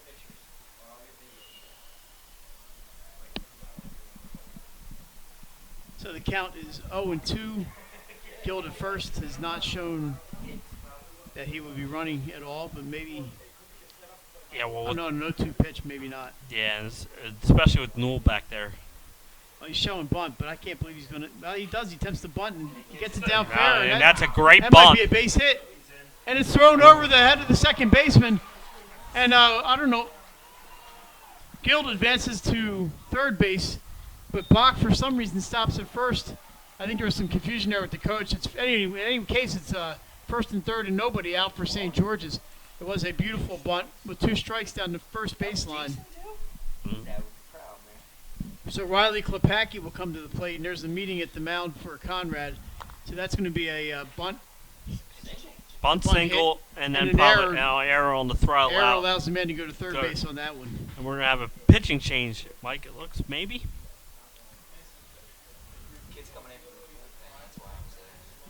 So we're waiting to see if there will be a change or Looks not. like there will be. Klepacki's a lefty, so we'll see if they're going to bring in, if they have a lefty in the pen. Looks like 2 right-handers coming in from the bullpen. So is that the end of Metzler's night? Well, looks like they're going to leave him out there. They're keeping him in there, but I guess they're getting the bullpen, the kids from the bullpen in. So Tim Metzler will remain on the mound. He's got 2 men on and nobody out. A seeing eye single and then a nice bunt single. And errant throw allows Guild to go to third. Great bunt there by Bach. And I gave him an infield single because I think he was going to beat the throw and the error. I believe you're right. He probably should be on second base. I think the coaches told him he should have been on second base, but he put down a nice bunt. I don't want to give the kid a hard time because that was a beautiful bunt with 2 strikes. And that first pitch to Klepacki is outside, and that's ball 1. Kurt Packer had the RBI suicide squeeze. Well, that could be a play here again. You never know. Yeah, Gil was on third base and he's on third base now. Count is in his favor with 1 ball. He's showing bunt. It's up in the air, and it's caught by Metzler. It's going to be a double play. He's going to throw to third, and it's a double play. And kind of a squeeze play there. Jason went awry. The bunt was up in the air. Metzler made a nice play, and he fired it over to Kyle Maxwell. They catch Tristan Guild off the bag, and that's the rally killer there, a double play for St. George's. Yeah, with Mike, we saw the squeeze play was on again, and like you said, once the bunt is in the air, the base runner has no chance to get back to the base. So it's 2 outs now, and the runner on first base for Robert Shorts, the shortstop. Shorts walked his first time up. So it's just an unfortunate play. There's a line shot up the middle, but nice catch by Kyle Walker out. He dives to his left and catches the ball behind second base, and that'll retire the side. So after 2 hits, Conrad gets out of it with a double play. There was one man left on base, and after 3 complete innings here at Frawley, it's 3-2 Red Wolves. Of our founder, Matt Haley, cook beautiful, simple food, develop the people we work with, and make the world a better place. Soto Concepts on the culinary coast with 10 locations from Lois, Delaware to Fenwick Island. Come check us out.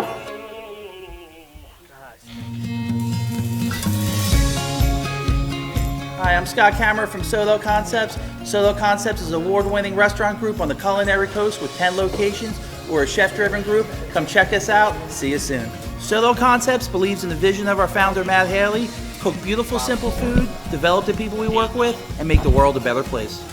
Soto Concepts on the culinary coast with 10 locations from Lois, Delaware to Fenwick Island. Come check us out. Hadley Group is your local real estate resource. Brian Hadley joined Patterson Schwartz and Associates in 2005. In 2013, Nicole Flora joined Brian, followed by Emma Burnett and Grant Jepp in 2014. That's when the Hadley Group was formed. Patterson Schwartz Associates offer you exceptional knowledge of local market conditions and a commitment to represent you honestly and professionally. So for your next purchase or sale, think the Hadley Group. Visit our website at thehadleygroup.re.com. All right, back at Frawley Stadium after some great defensive play from Conrad in the bottom of the 3rd inning. They'll come to bat in the 4th. Marshall Autry, Brendan Haywood, and Kyle Walker. And Jason, we have a score update today from Tower Hill. The Hawks beat Tower Hill 17-8. Big win for Archmere. They're putting together a good season. They have a tough schedule, and they lost 2 really tough games to Conrad. One by 2 runs up in Claymont, and then an extra inning game down at Conrad last week. Yeah, and they have to be 500 to be in. I think that win gives them the 9 wins, so that should get them playoff, but I am not 100% sure. Of course, that doesn't guarantee it because it goes on a point system, but you have to be at least 500.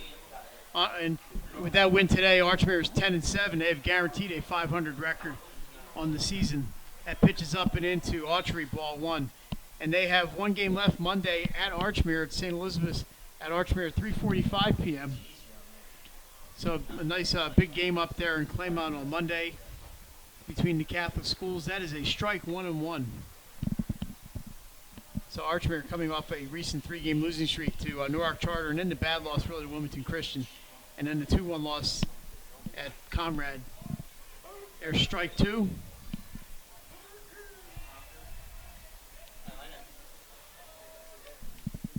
A lot of 1-run losses on the schedule here for the Hawks.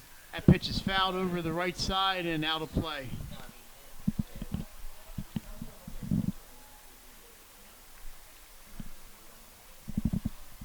So the count is 1-2. Guild still on the mound for the Hawks, facing Marshall Autry. Fastball fouled straight Mike, back. we got Another another baseball update. Sally's beat Indian River 7-3. So the Sal's rebounding after losing to St. Elizabeth's. Nice win for them. Home game today. Senior day. Senior day on 18th and Broome. 1-2 the count to Autry. And he steps out.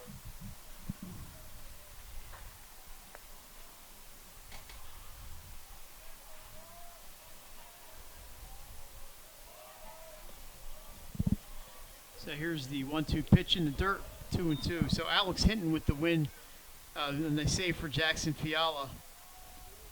Or maybe he didn't get a save, but he finished the game out.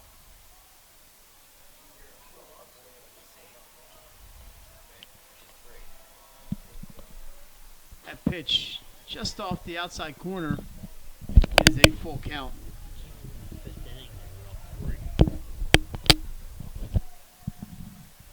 So with that win, Jason, that's the Sal's last game of the year. They are 12-6 on the season. Yeah, I'm assuming they're going to be in and probably will be a... Pitch is inside, ball 4, and Autry's on. You're right, they should be in the tournament.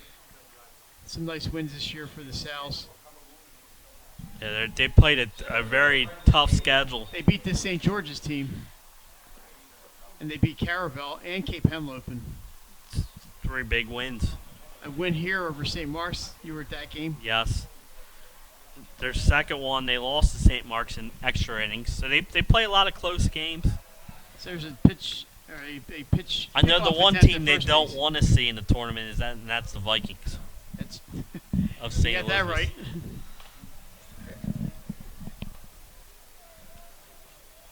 So Haywood, the batter goes for a kind of a swinging bunt Yeah, there, and he misses exactly that right, one. Mike. It was a swinging bunt attempt. I'm not sure exactly if that was how they drew it up. So that's 0-1 on Ichiro Haywood. Another pickoff attempt at first. Bradford can't get Autry on that one.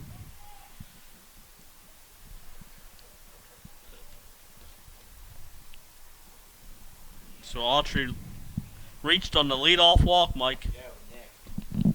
Pop said give him 2 medium larges now. That color? Count is 0-1. Saturday. Getting some more baseballs out of the dugout. Were they 20 each? Yeah.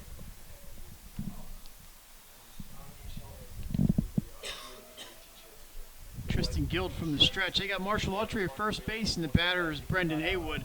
3-2 Conrad. We're in the top of the 4th. That ball is fouled down the left field line. Fielder's giving chase. They can't get there. Lands in the field of play, but That was a long run because Bach was in fielding the bunt, that was about as far away from those fielders as you can and get. he took off and showed some great speed trying to get down there in time. But I bet you Shorts probably had the best chance at it, the best angle. right, because he's coming from the shortstop side to play it in the back. But nobody was getting to that one. No. Landed about 6 inches from the wall, and it's just a strike. 0-2 to count on Haywood. Autry remains at first base. Midway kid, man. That's how we're spelled. Midway Little League. From the stretch. Sent down the first base line, just foul. And it stays 0-2. We saw this the first time up with Haywood. He fouled off a multiple number of pitches before finally striking out. He's a good 9-hole hitter for the Red Wolves.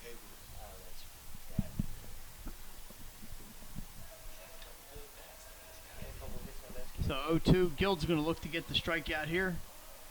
Autry trying to cause some distractions over first base. And he goes to first. Back safely is Marshall Autry.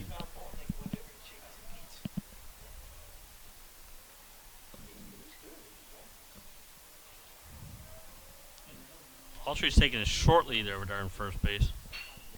Here's a grounder to second base. Flip to second for 1. Relay to first. In time. It's a double play. So St. George's erases the trouble on the bases with that 4-6-3 double play. A chopper, Jason, to Jarrett Wallace. He sends it to shorts. Back over to Bradford. A nice play by the Hawks. Yeah, nice twin killing there, Mike. And good job by Shorts getting that throw and then firing it over to the first baseman for the second out of that play. Jarrett Wallace fielded that ball just as Marshall Autry was running in front of him. But he was not distracted by the base runner. Flipped it to shorts in a nice relay. And that pitch is over the head of Kyle Walker for ball 1. Walker is 1 for 2. He singled and stole a base and scored in the first inning.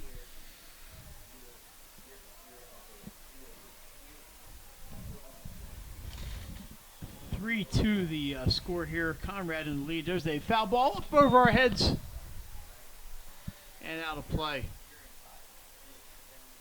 Len was ready for that one.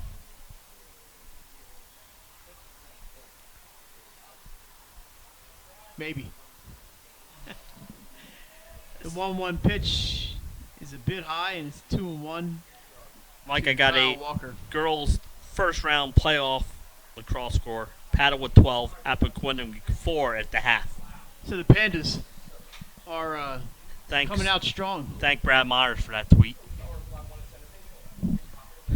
That pitch is, I believe, is outside.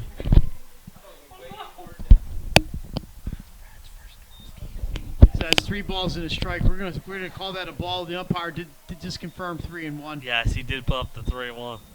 and that is a ball. So that's no. No. Was that a strike? Yeah. So it's going to be 3-2 now. I apologize, but we're having trouble reading the umpire here. It's like your guess is good. He's not very demonstrative, so we're doing what we can. I don't want to criticize the guy. He's out there calling the balls and strikes, and that's not easy. Shot down left field line. It's a foul. And the coach didn't even flinch. I would have. Yeah, he didn't move. That ball's in fair territory. And the left fielder, Aiden Riley, first time we've called his name, goes and chases that down 320-some feet from home plate.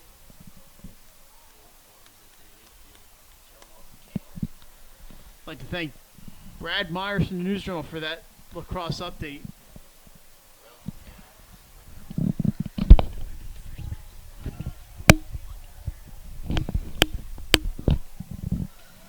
So that, I believe, is the Panda's first lacrosse playoff action in school history. Yeah, a 3-year program. Here's a shot to right field, and it's going to be jumped and caught by McVeigh, and that will retire the side. So, had a leadoff runner erased by a double play, and then the fly ball off the bat of Walker, and after 3.5 innings, it's Conrad 3, St. George's 2. He began his career in home finance in 2002 as a mortgage consultant. Since 2002, Brian has helped over 1,000 home buyers achieve their dreams of owning a home. Brian's knowledge of current market conditions and his detailed evaluation of buyers' finances ensures that each buyer will receive the best mortgage to fit their needs. Brian is often commended on how efficient and effortless he makes the mortgage process for everyone from first-time home buyers to investors to experienced buyers. For the loan that fits you, contact Brian today. Unique Image opened for business in Wilmington, Delaware in 1979 with one focus, wowing our customers with great products and even greater customer service. 30 years later, we are still doing exactly that. Whether you're looking for marketing tools to promote your business, gifts for your employees or clients, or planning a special event, we're here with the voice of experience to help you every step of the way for your complete satisfaction. Visit our new showroom in the Mill Creek Shopping Center, 4577 Kirkwood Highway. Unique Image, you envision, we create. Alrighty, the fourth inning continues here at Frawley Stadium. The home team, your St. George's Hawks, come into plate.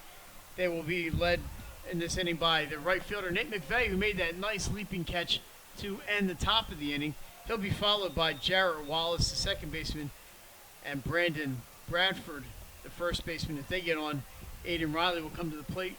Just 3 hits for St. George's in this game, so Metzler has settled down after a little bit of a rough beginning.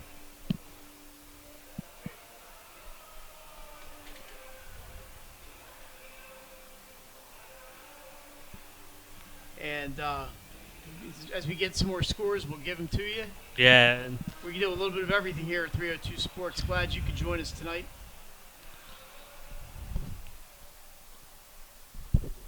Just reminder that tomorrow we will bring you Appoquinimink St. Elizabeth's right here from Frawley Stadium, a 7 o'clock start. So McVeigh and Jason, we have an update from Middletown. Hodgson, a 13-5 win over the Cavaliers. So a nice win for the Silver Eagles. That first pitch is fly to left field. Got 2 fielders there, but the left fielder, Dustin Sutton, squeezes it, and that's 1 out. So a nice win for Hodgson tonight at Middletown. Middletown's a good team. Middletown was ranked 5th in the state. I know I have seen Hodgson this year. 2 straight losses, though, this week for Middletown. 1 to Conrad. Winning pitcher is Second baseman Jarrett Wallace. Deary. C.J. Deary wins the game for the Silver Eagles. And that'll bring Jarrett Wallace to the plate. He reached on an error his first time up. Conrad with 2 errors tonight, and 1 gave life to Wallace. 8 o'clock in the East, and we're glad to be bringing you some baseball tonight. Conrad School of Sciences and St. George's Tech here at Frawley Stadium. Mike Lang and Jason Winchell, along with a cast of 5, bringing you the game.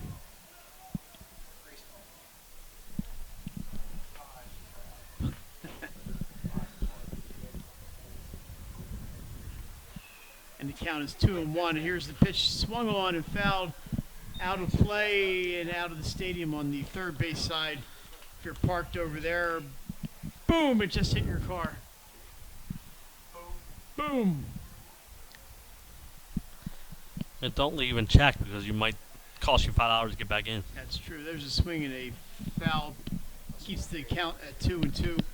A better game going on today here than we saw in Arlington, Texas this week with the big club, who was in free fall. Yeah.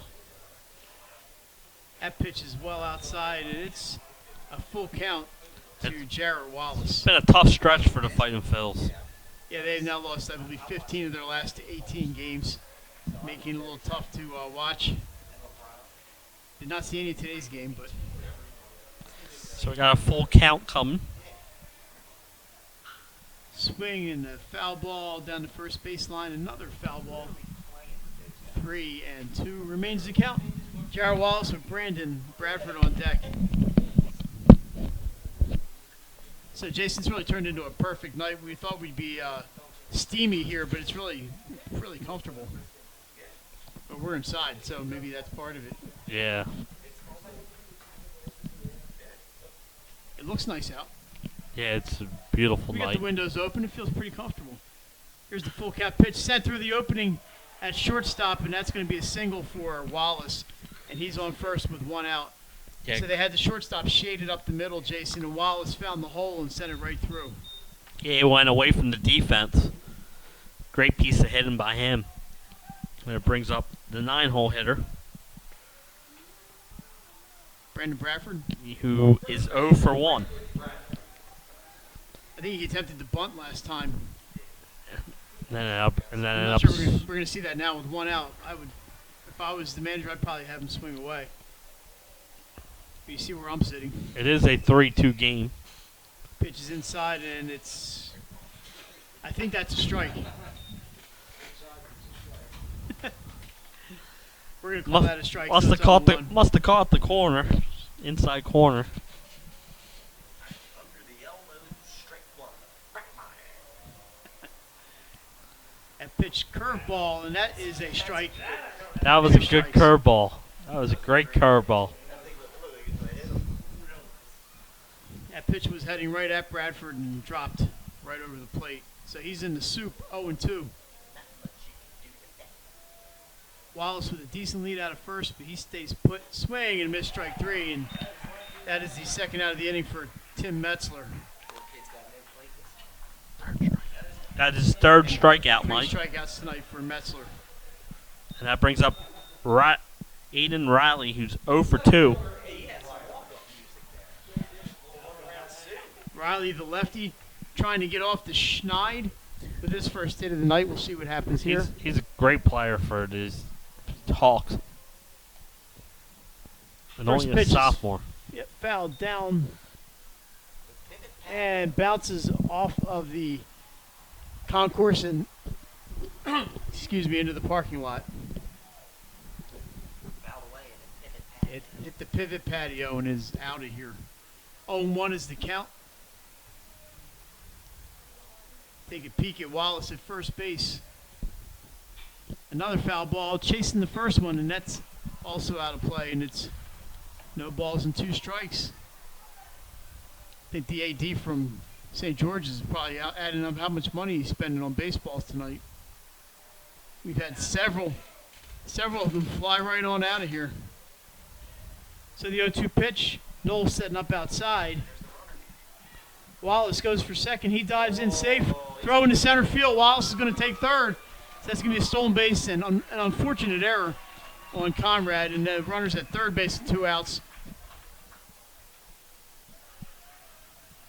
And was that pitch a ball? So count is 1-2. That's right, because it was an 0-2 pitch. He set up outside, pitched out. Not a pitch out, but it was a pitch outside. And Lil fired it down to second base and So ended see up what in the outfield. Riley can do here. Well, nice fighting off that pitch. Yeah, that pitch was one of those ones out of the zone that looks really good when you're a hitter. He was able to foul it off. Count remains 1-2. So the tying run is out there on third base with 2 outs.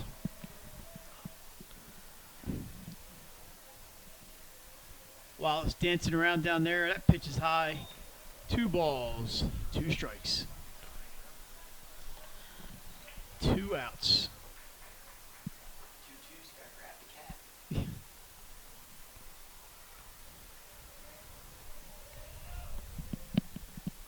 Here's the pitch popped up right to us.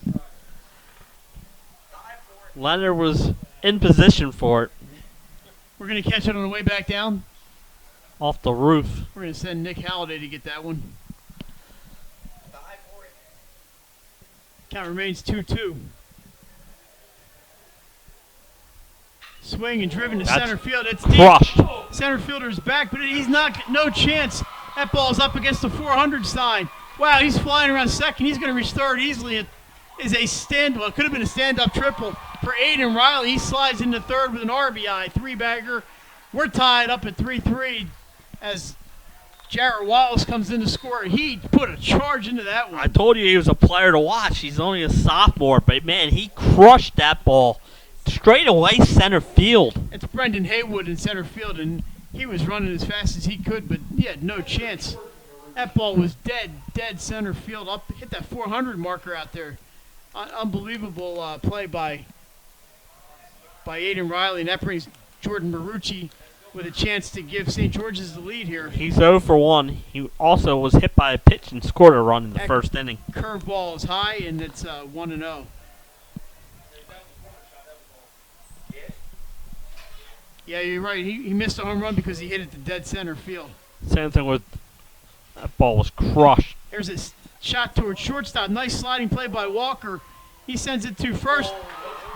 Low throw cannot be dug out, and that's going to be a scoring play for St. George's. They take the 4-3 lead. We'll see how they score it.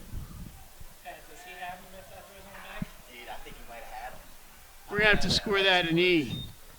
It's going to be an error on Conrad. Their 4th of the game. The consensus up here is that the runner would have been out had the ball been dug out at first base. Tough play. That was Walker made a nice sliding stop to his right, but he just could not get the throw there in time. And here's the pitch to Tristan Guild.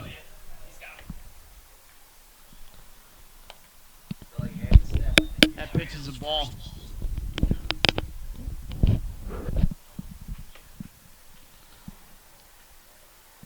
So Guild is up, trying to help his own cause. He has a triple and a single, Mike. He sends a pop-up toward first base, and it's bounces and goes to the upper level here, and it will sit at the sweet level right now. So Jason, 2 runs. 2 errors this inning for and Conrad. 2 errors for Conrad, not helping themselves. It's 4-3. This is more than double the amount of runs they usually give up in a game. But for St. George's, you look at it, this is about a third of the number of runs you score per game. Right. We're in the bottom of the 4th. 2 strikes is the count. So Metzler from the stretch. Outside. Ball 1.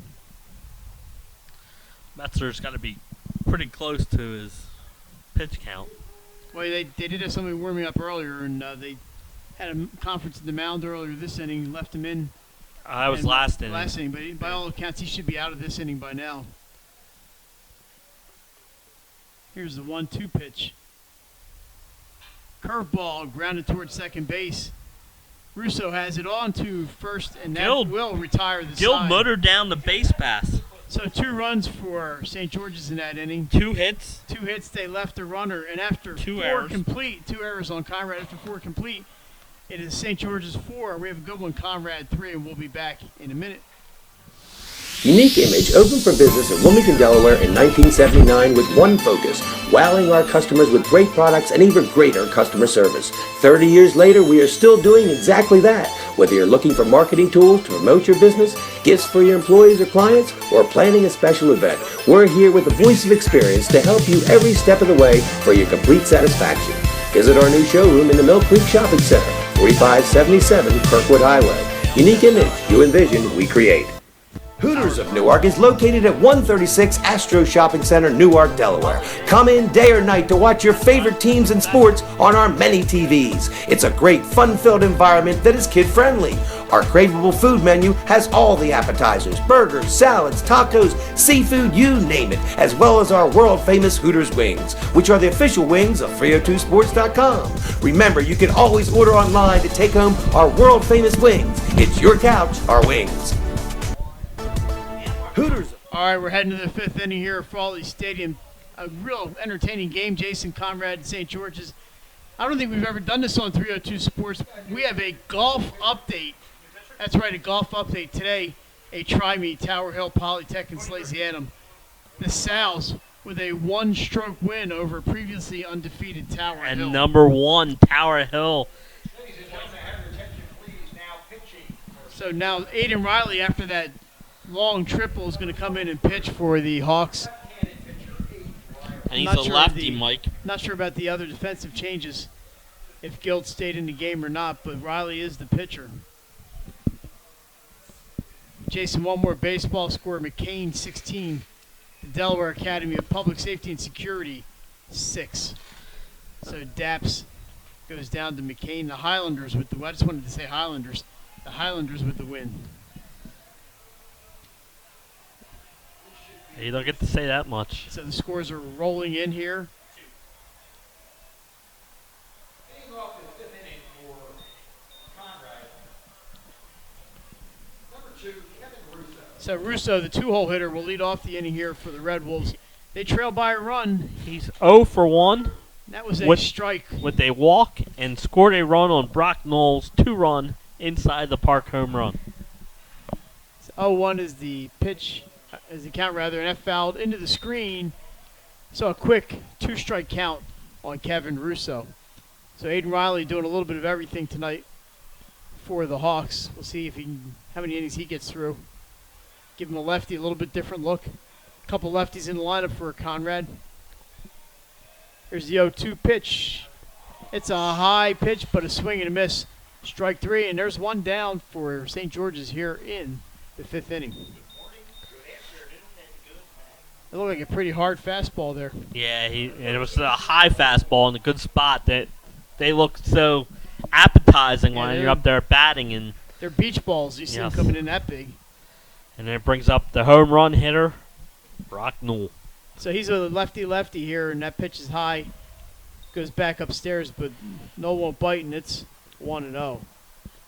He hit one about 380 off the fence his first time up. So Last time up. there's the ball, too. A couple of fly balls would have been home runs had they been closer to the line. And Riley's was dead center field, and Knowles was over toward the scoreboard off that St. Francis sign. There's a popped up straight up in the air toward shortstop. Shorts is under it, and he squeezes it for out number 2. So nice play by Robert Shorts That's in not this a- twilight. Yeah, that's not an easy play. That ball was a mile high up there, and he did a good job of concentrating and making the catch. It's a little easier to see when it's bright and sunny, as long as you're not looking into the sun. Or Right. at night. And this time of day, Right. when it's twilight, that can be a very That could be difficult really, play. yeah. So that'll bring to the plate Anthony Madonna. He takes the first pitch for a strike. Madonna singled in the first and then flew out in the third He inning. drove in a run and had a stolen base. Happy you could join us on 302sports.com. We think that was a ball. Let's see if we... We gotta wait for him to give the fingers. So we're waiting for a call. We believe the count is 1-1. Madonna down talking to the third base coach, giving us a second to figure out what's going on. He told the pitcher. He told the pitcher to throw it. He told it to And throw. there's strike 3. Oh, And, wow. and here comes the manager from Conrad. He is not happy. And we have an argument going on. He told the pitcher to throw, and he calls him out on strikes. Oh, there's contact between the umpire and the coach. A very unhappy coach. He's still going. He's got to be careful here. Comes the umpire from the bases to come in. and that was a long try to delay, calm him Mike. down.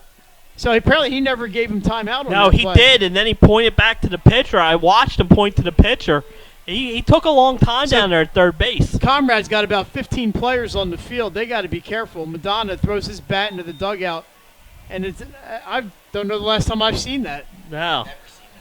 So that is the third out of the inning, and after 4.5, we're going to go to a break here. No runs, hits, or errors. A clean sheet for Aiden Riley, and after 4.5, it's 4-3.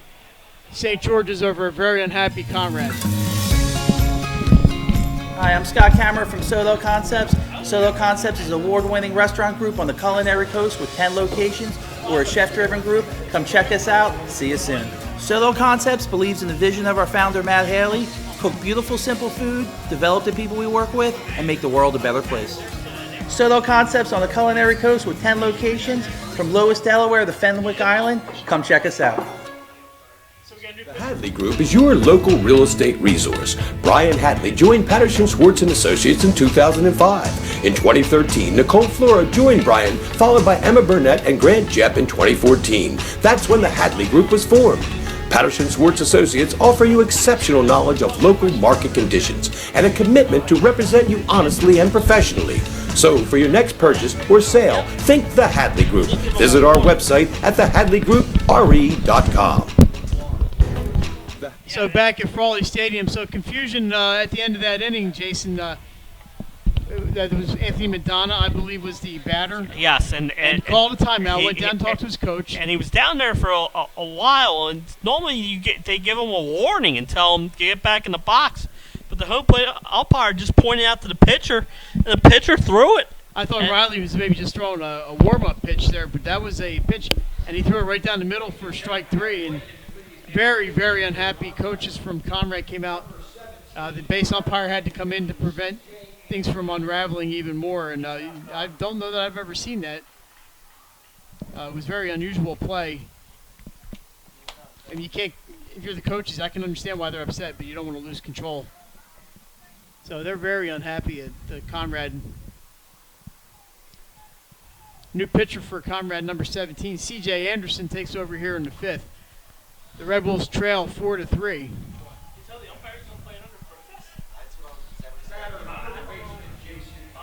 So Bach is the first batter here for St. George's, and that pitch is fouled toward first base, and I believe he's going to go out of play. And it is. And we're trying to figure out if Conrad has protested this game or not. Bach has reached base 2 times tonight. He walked his first time, and then had that bunt single last time up. That pitch is in the dirt, 1-1. So we've seen something that you never really see. That's an unfortunate call. There's a ground ball to second. Russo's got it over to first base, and there's out, number 1. So Anderson comes in, gets his first batter he faces, Jason Bach, and the batter will be center fielder Riley Klepacki. He has bunted both times up. The one time a suicide squeeze for a run batted in. The second time also suicide squeeze turned into a double play. That was more like a suicide and a homicide. Yes, correct. Good point. That's why we pay you the big bucks. Yeah, to come up with analogies like that, yeah. That was strike 1 on Klepacki. Off-speed pitch, and must have hit him. No, he's trying to sell it. I don't know if he made an attempt to move. Well, now the St. George's coach wants to know what the call is. Yeah. It's a bit So it's interesting. 1-1. Now the ball is out of the strike zone. I thought the rule was you don't necessarily have to make an attempt to move. You cannot move into the ball. Whatever the call, it's strike 2, and it's 1-2 on Riley Klepacki. So we got a little bit of everything going on here. This is not your usual high school baseball game. Working quickly, Anderson sends the third pitch in, and it's driven to right center field by Klepacki. Cut off out there in center field, and there's going to be a play at second. Klepacki slides in head first, safe with a double, and St. George's is back in business. A 1-out double for Riley Klepacki. Nice play there by Haywood, but the throw just a second late. Yeah, like you said, Mike, a great job by Haywood cutting that ball off and at least made an attempt. Close play there at second base. So that brings up Robert Shorts to the plate with He's the runner on second base. 0 for 1 with the walk, and he also popped up to the shortstop, Kyle Walker. That pitch is low, ball one.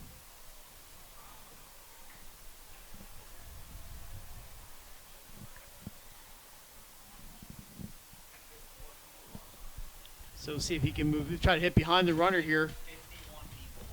Go toward first base on this one. You don't want to pull this ball. This is where you got to hit behind. That pitch is outside. 2-0. Shine on all over to the dugout on the first base side, please.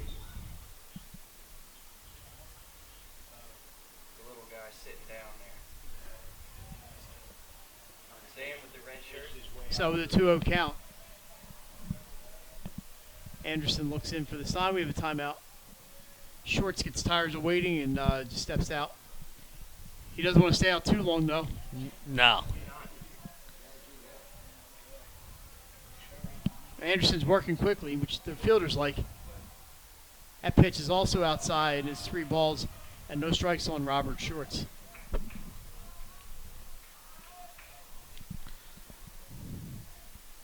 So St. George is looking to extend that lead. They're up 4-3. And Mike's, when you're playing the number 1 team, if you can extend the lead, that'd be a great move by the Hawks here. Conrad's ball 4. Conrad's always dangerous. Mm-hmm. But St. George's is the one in business here. They got 2 runners on and 1 out. And we know how hard it is to get the last 3 outs of a game. So Yep. the more runs you can have, the better. 13, Nate McVeigh. Mike, he's 0 for 2 with a strikeout and a fly out. McVeigh, the right fielder. Now the batter. Maxwell creeping in at third base. He lays down a bunt. Umpire calls him foul. I think it did hit him. It may have bounced back up and hit the runner as he was leaving the box. But And not out of the box. Right, So he was went out. still in the box because if he was out of the box, he would have been ruled out, and it would have been dead ball. So Conrad sending a reliever down to the bullpen in left field.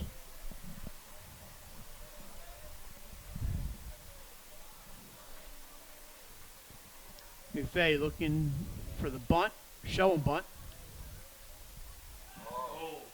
Anderson steps off and see the runners scurrying back to their bases. He had to wait for a fielder to get to second base. And Klepacki knows that. Now you see Walker sneaking in behind him. That pitch is outside. 1 ball, 1 strike on Nate McVeigh. Yeah, you got to be careful with Conrad because they sneak that second base and shortstop in from all different angles. You have to make sure the ball's going towards home plate before you take off. Walker sneaks in, but now he goes to third. A rotation play is on. And Play to then- second, and it skips into center field. No advance for Klepacki. Nice backup there by Haywood to make sure that the runners have to stay And you put. just saw all the infields in movement, and it distracts the runner. The runner sees that shortstop going to third base. He thinks he can take a bigger lead. And the second baseman came back in the backside, but So the count is 1-1. Pitch is down the middle. Strike. Here's the throw to third, and he's out at third base. So Klepacki and double steal attempt there. Klepacki cut down the lead runner as McVeigh is unable to lay down that bunt. Counts 1 and 2. 2 outs now, and Shorts at second base. So we'll give a stolen base to Robert Shorts, a caught stealing for Klepacki, and a 1-2 count on Nate McVeigh. Jarrett Wallace is on deck, good throw there by Newell. and he had And him by 4 feet. yeah, he was a dead duck.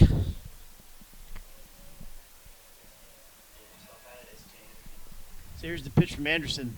Swing and a miss, and that ends the inning. So 2 runners on for St. George's, but they can't get anything done. And After 5 complete innings, it's the Hawks 4, the Red Wolves 3.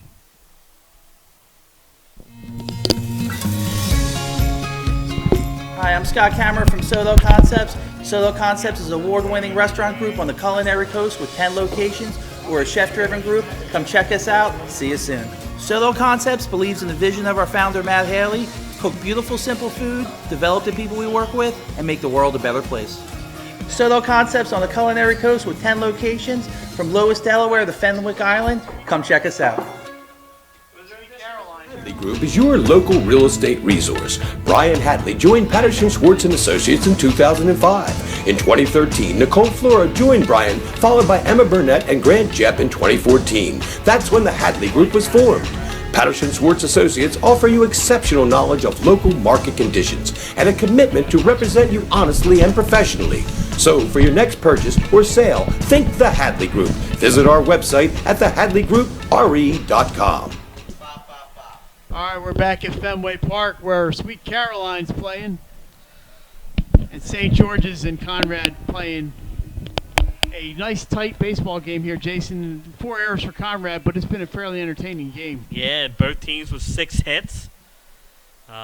And the lead for St. George is 4-3 here in the 6th inning. Mike, 6 outs. The longest 6 outs that St. George's is going to have, no doubt. So batting for Conrad is going to be Ryan Bradigan, the designated hitter, followed by Dustin Sutton and Kyle Maxwell. If they get on, Marshall Autry will be waiting for his turn. So the Red Wolves scored 1 in the first and 2 in the third. Nothing since. And here's C.J. Anderson, his second inning relief. That ball's off the mound, but right to shortstop Robert Shorts. He guns it to first base to Bradford. Nice play there, and it's Bradigan's 1 now out. 1 for 3 with a single after that. That ball hit the side of the mound and changed directions a little bit, but it did not throw Shorts off. Dustin Sutton's 1 for 2 with a single and a stolen base. So an update from the girls lacrosse first round game. Padua and Appoquinimink is 18-9 Pandas with about 12 minutes to go in that one down at Caravel Academy. Thanks to that hard-working Sean Green. So that was ball 1 on Sutton. Here's the second pitch, grounded to second base, deep in the hole.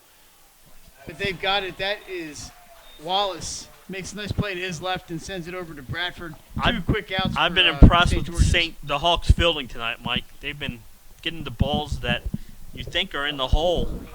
And good job there. So that'll bring Maxwell up. 2 quick outs here for Anderson. Maxwell is 1 for 2 with a single. Here's a pitch swung on and fouled off the hands of the fan. Do not give that man a contract. Yeah, it's gonna leave a mark. He's got excuses right now. He went back to get that ball, but the wife says she doesn't want to be seen with him after that ball glanced off his hands. Here's pitch number 2, and I believe that was a strike. We're gonna call it 0-2. Kind of a half-hearted call there. The 0-2 pitch, fouled straight back, and that net saves our producer. Yeah, Pat Garianos was ready for that one. He would have made the catch. So the count remains 0-2. Pat's got that glove at home ready to go. Here's an off-speed pitch sent to right field. Fly ball in comes the right fielder, Nate McVeigh, to get that one as that ball stayed up a little longer than we thought it would. And it's a 1-2-3 inning for C.J. Anderson. After 5.5 here at Frawley Stadium, it remains 4-3 St. George's. He began his career in home finance in 2002 as a mortgage consultant. Since 2002, Brian has helped over 1,000 home buyers achieve their dreams of owning a home. Brian's knowledge of current market conditions and his detailed evaluation of buyers' finances ensures that each buyer will receive the best mortgage to fit their needs. Brian is often commended on how efficient and effortless he makes the mortgage process for everyone from first-time home buyers to investors to experienced buyers. For the loan that fits you, contact Brian today. Unique Image opened for business in Wilmington, Delaware in 1979 with one focus: wowing our customers with great products and even greater customer service. 30 years later, we are still doing exactly that. Whether you're looking for marketing tools to promote your business, gifts for your employees or clients, or planning a special event, we're here with the voice of experience to help you every step of the way for your complete satisfaction. Visit our new showroom in the Mill Creek Shopping Center, 4577 Kirkwood Highway. Unique image you envision, we create. All right, a nice quick inning there for St. George's, and they'll try to add to this 4-3 lead. Mike Lang, Jason Winchell, Pat Garianis, and Len Evans. Glad to be bringing you the game on 302sports.com. Jason, a reminder, tomorrow night right back here, you'll be in that same exact spot to watch St. Elizabeth's and Appoquinimink. The Vikings are playing very well right now. Yeah. Napa is going to be looking to come back off tonight's loss. And Mike, the Vikings are ranked 10th in the 302 Sports top 10 poll. I don't know if anyone else has them 10th, but we do here at 302 Sports because they've been playing incredible baseball. And the team Coming that down the beat stretch. Appo today, Cape Henlopen, will be on 302 on Saturday Against at St. Mark's. Mike Lang and Pat will be at that game with Nick Halliday. So lots of good baseball action coming up. And this is Jarrett Wallace leading off for St. George's. Nice seamless transition there, and that's ball one.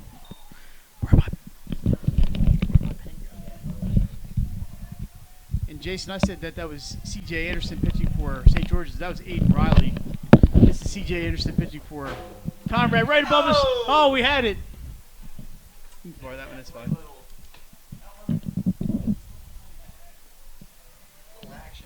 So we, the mysterious pen eater has attacked the press box here at Frawley Stadium. And that's a 1-1 count. So C.J. Anderson, the pitcher for Conrad. Aiden Riley for St. George's. He deserves all that credit for the top of the inning. That ball's high. 2-1 is the count. The Hawks would like to add an insurance run. Or two. Or two, or right. Because we see how Conrad is dangerous on offense. That pitch was inside, making it 3-1. The count, lefty on lefty here, and Wallace would love a leadoff walk. And there he's going to get it because that pitch is inside. Ball, 4. So Wallace gets on, and that'll bring up a pinch hitter, number 18. That would be Rick McDermott. Jack McDermott. Jack McDermott, the pinch hitter. He's going to bat for Brandon Bradford, the first baseman. And it looks like Conrad is going to make a pitching change. So we're going to take a brief break right now, and we'll be back after a sponsor's message on 302 Sports. Unique Image opened for business in Wilmington, Delaware in 1979 with one focus, wowing our customers with great products and even greater customer service. 30 years later, we are still doing exactly that. Whether you're looking for marketing tools to promote your business, gifts for your employees or clients, or planning a special event, we're here with the voice of experience to help you every step of the way for your complete satisfaction. Visit our new showroom in the Mill Creek Shopping Center, 4577 Kirkwood Highway. Unique image you envision, we create. Newark is located at 136 Astro Shopping Center, Newark, Delaware. Come in day or night to watch your favorite teams and sports on our many TVs. It's a great, fun-filled environment that is kid-friendly. Our craveable food menu has all the appetizers, burgers, salads, tacos, seafood, you name it, as well as our world-famous Hooters wings, which are the official wings of 302sports.com. Remember, you can always order online to take home our world-famous wings. It's your couch, our wings. All right, new pitcher for the Red Wolves here in the bottom of the 6th is the shortstop. Kyle Walker has moved from shortstop to pitcher, so C.J. Anderson does a good job for an inning and change. And third baseman Kyle Maxwell, I believe, moved to shortstop. It's hard to keep track of all the I can't go changes. See who the third baseman is. But the guy came in from the dugout as the third base. Is that 15 or 5? I don't have a 15 on the roster. Third base is 5. That is Nathan Gore is your third baseman now. So Gore comes off the bench to play third. Maxwell from shortstop to pitcher.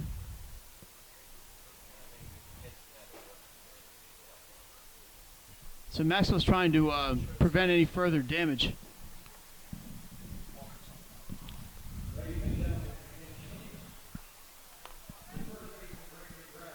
So Jack McDermott to pinch hit here for St. George's. They have a runner on first. That's Jarrett Wallace. Gets on base again. Yeah, leadoff walk. So it's a righty on righty. We'll see if he's going to bunt. We've seen a couple stolen bases also from the Hawks today. Gore is up tight at third base, and he squares the bunt, but lets that go low and outside. Ball one. Great block again by Newell. I've said that 35,000 times tonight. So nighttime has settled in here on the Wilmington Riverfront. Beautiful night out. Maybe we've turned a corner with the weather. And pitch is low, ball two.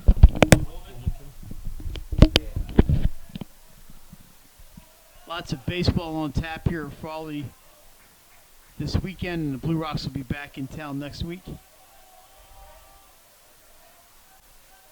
The following week, the state tournament will be here. There's a swing and a miss on the 2-0 count, so 2-1 on McDermott, pinch hitting for Bradford. So Conrad trying to stay within a run, don't want to fall behind. St. George has done a good job keeping their offense in check tonight. That pitch is high, sent down to first base by Knoll, but Jarrett Wallace dives back in safely under the tag. And we've seen it all night. Knoll's got a cannon behind the plate. 3-1 is the count. He squares the bunt. Lets it go, and that's ball four. So first two runners for St. George's here in the sixth inning get the free pass. Mike, back-to-back walks to the 8 and 9 hole hitters. And that brings up, guess who?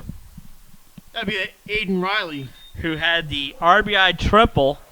And since he's come in to pitch, 6 up, 6 down. He really rocketed that ball last time over the head of Haywood in center. And Yeah, he hit that about 380 feet. we'll see what he can do here. Walker turns and looks Wallace back to second. You're St. George's. You don't do anything stupid here and run yourself into an out. Now with nobody out, this is a good time to lay down a bunt, but Riley's such a good hitter, maybe you don't do that. You see Gore up in the cutout at third base. The rest of the infield is playing at double play depth. Outfielders playing straight away. They got him shaded a little bit to right field from the right. Rotation play is on. And a timeout call. What Gore was, Jason, was 15 feet from the batter. Yeah. They could have done some dental work on him And if I he swung the bat. I think they were trying to bring the second baseman in from behind like they did last time. You saw the shortstop running toward third base. But I've never seen a third baseman that close. So Riley shows bunt again. It gets behind Knoll, and the runners are going to advance without a bunt. Wild pitch puts runners on second and third, and St. George's has something going in the bottom of the sixth inning. The count is 1-0 on Aiden Riley.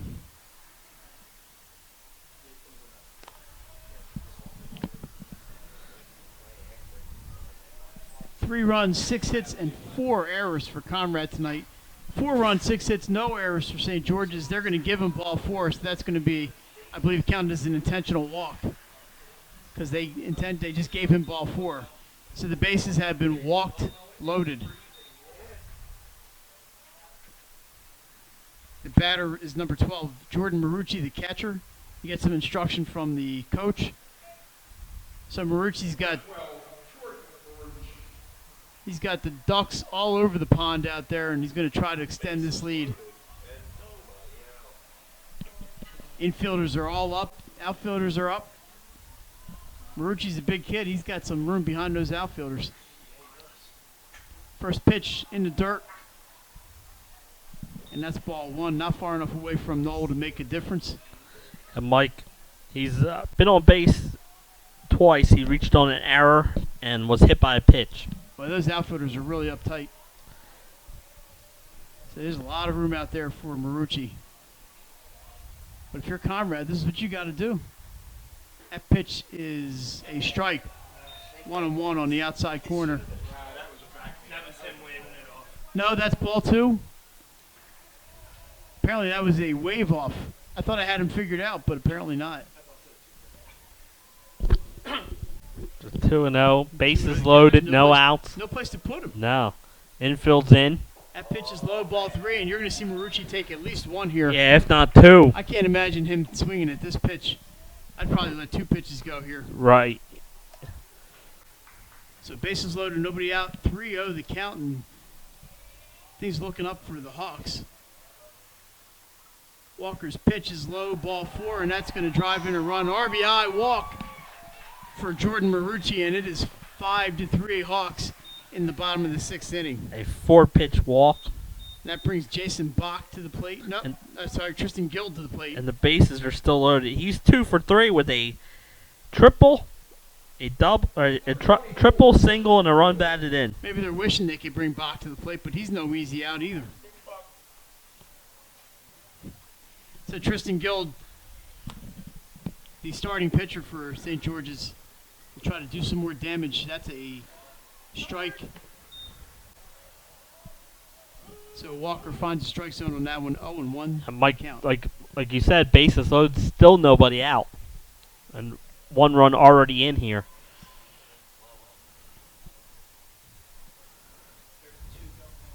Curveball over, strike 2. Yeah, that was a great curveball there by Walker. So Mike, the balls and 2 strikes. Hawks scored a run with 4 walks.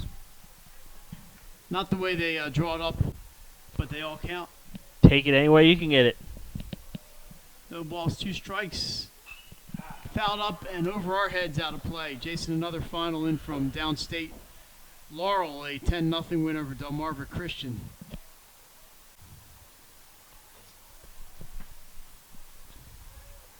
And then we mentioned the Archmere score. Big win. They scored a lot of runs today. Count remains 0-2 on Tristan Gill. He steps out.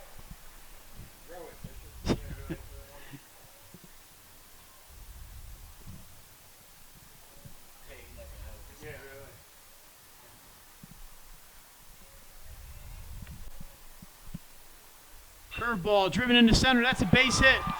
1 run is home. That's McDermott. Riley rounds third. He's coming in. They're going to cut it off, and that's 2-run single there for Tristan Guild, and that increases Conrad's lead to 7-3. Nice piece of hitting on a curveball by Tristan Guild, and he's 3 for 4 with 3 runs batted in, Mike. He's having quite an evening. So McDermott, the pinch hitter, came up. He scored the first run. Riley right behind him scores run number 2. Marucci stops at second, and Guild is on at first with a 2 RBI single. The 7th hit on the night for St. George's, and it's 7-3. That'll bring Jason Bach to the plate. And still nobody out, Mike. First and second. That pitch, I believe, was a strike. 0-1.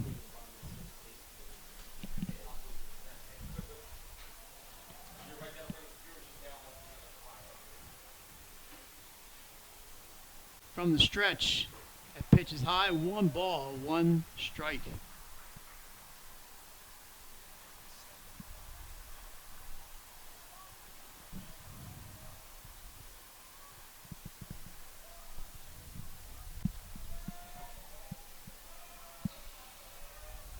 Walker's pitch sent down the right, the first baseline. It's foul. Just out of the reach of first baseman Marshall Autry. And Jason, we have a final from Caravel. Padua 21, Appoquinimink 9. So the Pandas advance. They will play Saturday in the second round of the quarterfinals. They'll be at Archmere at 11 a.m. Saturday morning. Just a note from that game. Padua's Jordan Bramble scored her 100th career goal as time expired. So congratulations to Jordan Bramble and the Pandas. She's a senior, Mike, but they've only had the program for 3 years. So she's done that in 3 years. So we have a 1-2 count, and Box steps out. So Padua will be at Archmere. Ursuline plays Charter. St. Mark's Polytech. It's Polytech, and Cape Henlopen Caravel. It's Caravel. So the quarterfinals all set for girls lacrosse. That pitch is called strike 3, and Bach is out. That's the first out of the inning. Big one there for Conrad. So center fielder Riley Klepacki comes to the plate. He's had a good all-around game for the Hawks.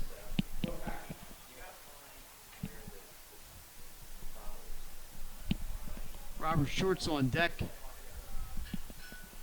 As the Hawks try to extend this lead, there are 4 runs right now. Very unfamiliar territory for the Conrad Red Wolves. They have not been behind like this season. Swing and a miss. No balls and 1 strike. So Conrad comes into the game tonight undefeated. They do have 2 more games after this one, at Dickinson on Saturday and Mount Pleasant on Monday. And at Mount Pleasant Mount might not have a good record, Mike, but they have a dangerous offense. As we've seen them a bunch of times this year. There's strike 2 swinging for Klepacki, and some different schools of thought on whether it's good to lose a game in the regular season. You're going to have a game where you don't play your best to get it out of the way, because in the playoffs you play like this, your season's over. Right. Other people will tell you, hey, I want to win every game.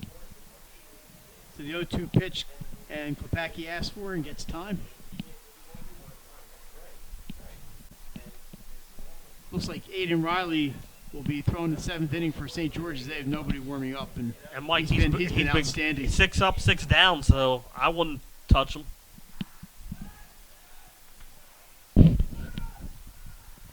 Conrad in the 7th inning will bring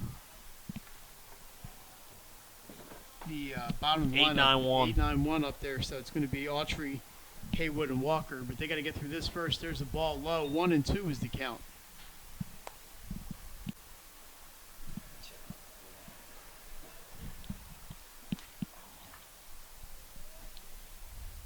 So along top of the bottom of the 6th inning for St. George's. They're happy to be batting as long as they need to. Yeah, they've already added 3. That pitch is high and outside, 2-2. And they have runners on first and second with just the 1 out. So a 1-run lead turned into a 4-run lead and still could possibly go up.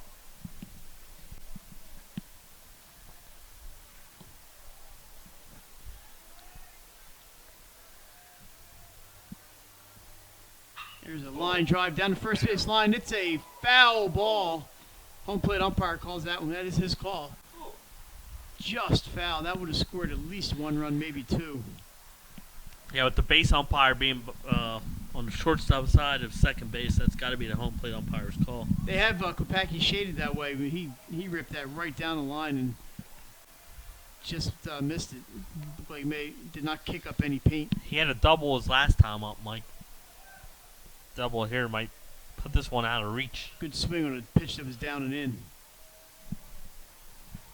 Walker from the stretch. Outside, and it's a full count. The runners will be off. Oh, maybe there's only 1 out. We'll see if the runners are going.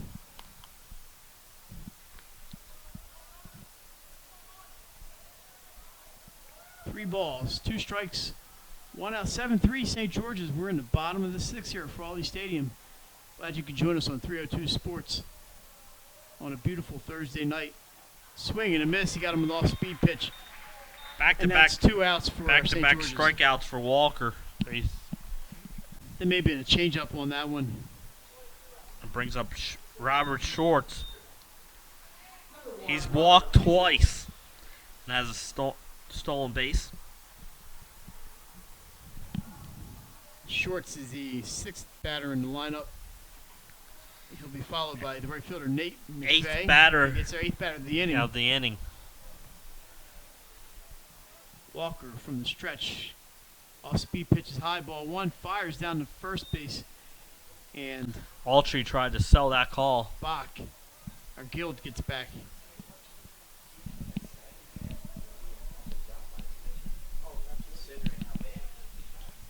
So Tristan Guild at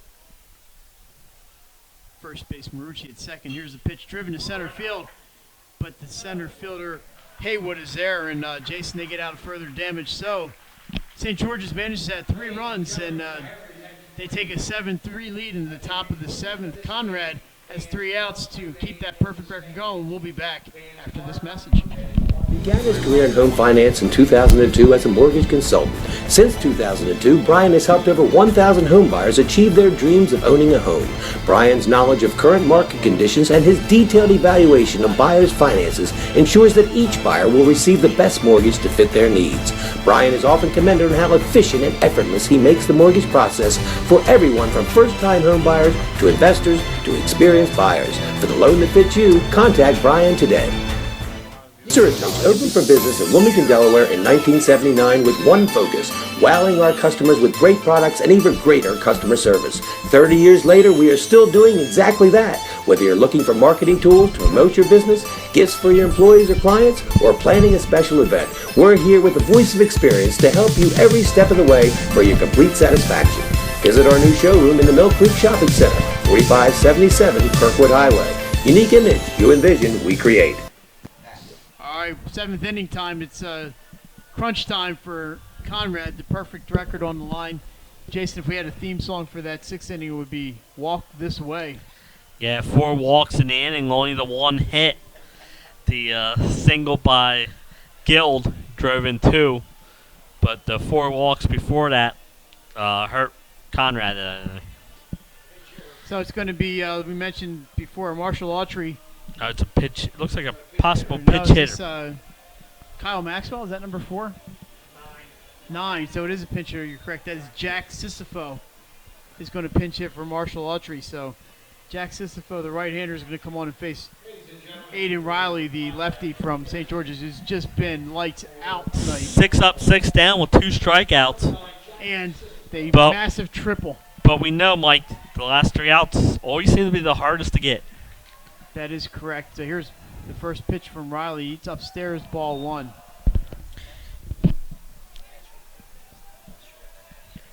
Yeah.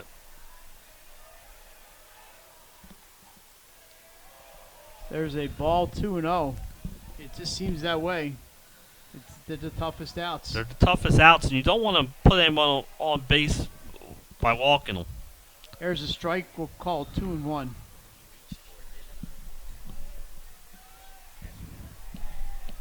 Two balls, 1 strike. Here's the pitch from Riley. Low and outside, 3-1. So we got every player in the Conrad dugout up on the railing. They are not giving up, even though they're down Mike, by 4. They've been down before, Mike. This team is capable of a comeback. The 3-1 offering, and it's high. Sissifo gets the walk to start the inning. Continuing the Aerosmith theme on that one. It brings up. And that's going to bring up, looks like, another pinch hitter. No, it's Haywood. Sorry, Noel just came out to get the bat. Because he does a little of everything. So it is Brendan Haywood, the center fielder. Brendan Haywood is the way of meeting at the mound with Aiden Riley. I imagine the message out there is just to get this sure out, no matter what you do. No need to get a double play on this. You got the 4-run lead, so make sure you get an out. And you're telling your pitcher, just throw strikes. Like we said, Mike, the last 3 outs are the hardest to get. Well, I saw that today in Game 1 here. St. Thomas More took a 3-run lead into the bottom of the 7th, and Howard scored 3 runs to tie, and then scored the winning run in the 7th inning. So the Ravens were sure they had their 3rd win of the season, but Howard denied them with the big 7th inning. Third baseman is up, pitches low, a nice block there by Marucci. It's a 1-0 count. We've seen a lot of good blocks by both catchers tonight.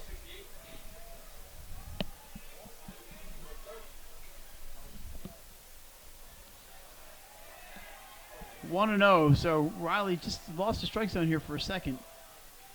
That pitch is inside, ball 2. And Mike, I'm telling you, I think he's got some nerves, man. It happens to the best of us. Yes. He's only a sophomore. He's only a sophomore. He's not been through these wars before. No. Got the number 1 team on the ropes. That pitch is a strike, and it's 2-1. Outside corner on that one. He's lefty batter. It's going away from him. That was a good pitch. Like Mike said, thank you for tuning in to 302 Sports to watch this one. There's a swing and a miss, strike 2, and 2-2 is the count. St. George's 7, Conrad 3. It's been an entertaining game here tonight at Frawley Stadium. Glad you could join us. for high school baseball. And there's a ball. It's 3-2. I do not believe the runner will be going on this 3-2 count. Down 4 runs. You do not want to get a strikeout thrown out double play, Mike. So I'm with you. I think he's staying put. And he does. And there's swing and a miss. Strike 3. And Riley with a big out there. 1 down in the bottom of the 7th. Brings up the top of the order. For the Red Wolves. Kyle Walker is 1 for 3 with a single and a stolen base and a run scored. So it'll be Walker, and on deck is the second baseman, Kevin Russo. St. George is attempting to put the lone blemish on the Conrad record this year. We thought we'd see a good one. We talked about it this week leading up that we thought this would be a good game, and it has been very entertaining. Yeah, it hasn't disappointed. Seen some impressive. That is a strike, I believe, 0-2. We know all about the Conrad players, and we've seen some of the St. George's guys that we didn't know as much about. Guys like Aiden Riley and Klepacki and Marucci and some good guys. There's a grounder to second. And it's over to first in time, and that's 2 outs. And like so Wallace was able to corral that ball and send it over to Bradford for out number 2. What you said earlier, get the shore out. Get an out. Yes. Just getting it. They score 1 run, it means nothing. Right. So they're 1 out away. So Kevin Russo is going to be the batter. He's the last hope for Conrad. He's 0 for 2 with a walk. He struck out his last time. Aiden Riley's been outstanding with the exception of the 1 walk, and we'll forgive him for that one. He's been great. Here's the pitch outside, ball 1. Also a great job tonight by Tristan Guild. We don't want to forget about him. No, he held Conrad to 6 hits tonight. And he also had 3 runs batted in on 3 hits. Just an all-around good night for the Hawks. There's a foul ball up our way. Leonard almost had that one. And it bounces back in front of us, and that is 1 ball and 1 strike. So the Hawks are excited. They're looking, well, they're hopping up and down on the front steps there. Be the biggest win of their season. There's a foul ball over Chickies and Pete's. Towards Chickies and Pete's. And down to the last strike. 1 ball and 2 strikes. Aiden Riley's going to try to put it away here. Kevin Russo, the batter. 1 ball, 2 strikes, runner on second, 2 outs. Here's the stretch. The offering fouled straight back into the net, and he stays alive. Staying alive, Mike. Like Barry Gibb. He might be the only. Is he the only one who is alive? I think he is. Morris. And there was 1 more, yeah. There was Morris Gibb, Andy Gibb, Barry Gibb, and the other one. Like the righteous brother, nobody knows. So we're back to baseball here. The 1-2 pitch to Kevin Russo. High and inside and off the glove of Marucci. Or was it off the bat? It sounded like it hit the bat, maybe the knob of the bat. We're going to call it 2-2. I thought it hit the catcher's glove, but here's the pitch from Riley. Lined up the middle to single. Here comes run around third. He's going to score. And it's 7-4. St. George's. Nice piece of hitting there by Kevin Russo with 2 strikes. It brings up Brock Newell, who had that 2-run inside the park home run. So it's the lefty Newell, and he's going to try to keep the Red Wolves alive.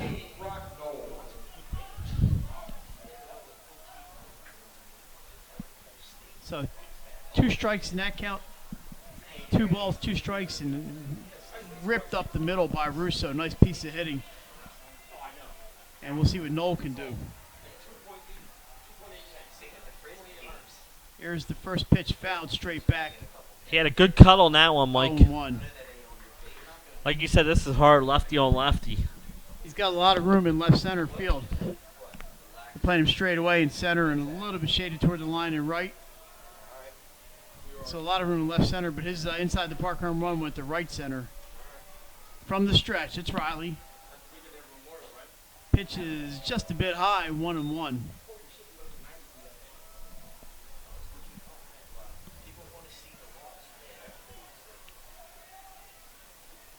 One and one to count the Knoll. That pitch is high, 2 balls and 1 strike. We said earlier that the last out is always the toughest to get. And we've seen Knoll. He hit a 2-run inside the park home run plus the 3-run homer he hit against Middletown on Tuesday. So this guy's got some power.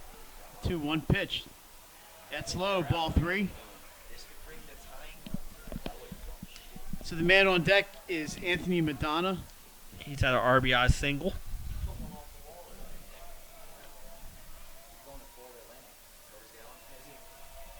Three-one pitch on the way. That is a strike, and it's a full count. This time you will see the runner going with 2 outs. Right, 2 outs. 3-2 pitch coming up, and it's Russo on first base. 7-4, St. George's.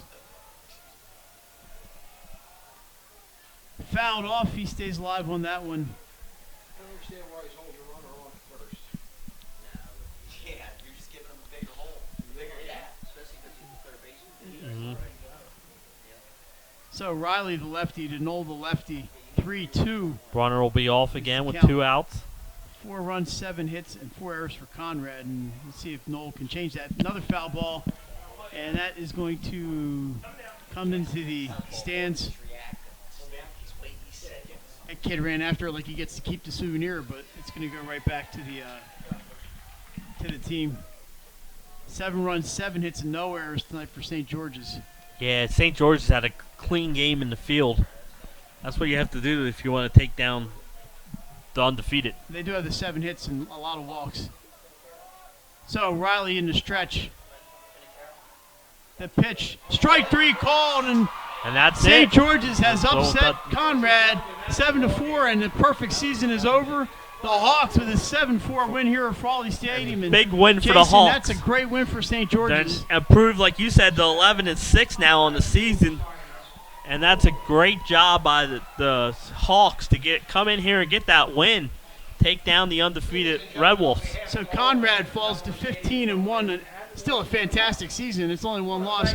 But just a nice big win here for St. George's. A nice game for Aiden Riley and several other Hawks, Tristan Guild, and just a lot of fun tonight here at Frawley Stadium. And they played a great game. Yeah, it was a great team effort, Mike. We said they played a clean game defensively, and that's always big when you're playing the #1 ranked team. Played a clean game, pitched well, hit well, and took advantage of some Conrad errors. So, again, the final tonight, St. George's 7, Conrad 4. Jason, tomorrow night you will be here with Pat, Gary Antis, and the 302 crew for St. Elizabeth's and Appoquinimink. Saturday we'll have baseball, Cape Henlopen and St. Mark's. And we will also have on the NFHS network, powered by 302 Sports, the State Track and Field Championship. And then we'll have to decide what happens next week. So the busy week continues tomorrow for the 302 Sports crew. Yeah, it's been a great week already. We saw a great lacrosse game yesterday. Softball. And a great softball earlier this week. And so now it's a big baseball game tonight. So we got a couple more coming this week. So once again, the final tonight, St. George's 7, Conrad 4. Big win for the Hawks. For Jason Winchell, I'm Mike Lang. Leonard Evans and Pat Garian has helped bring you the game tonight. And we'll see you tomorrow back on 302 Sports.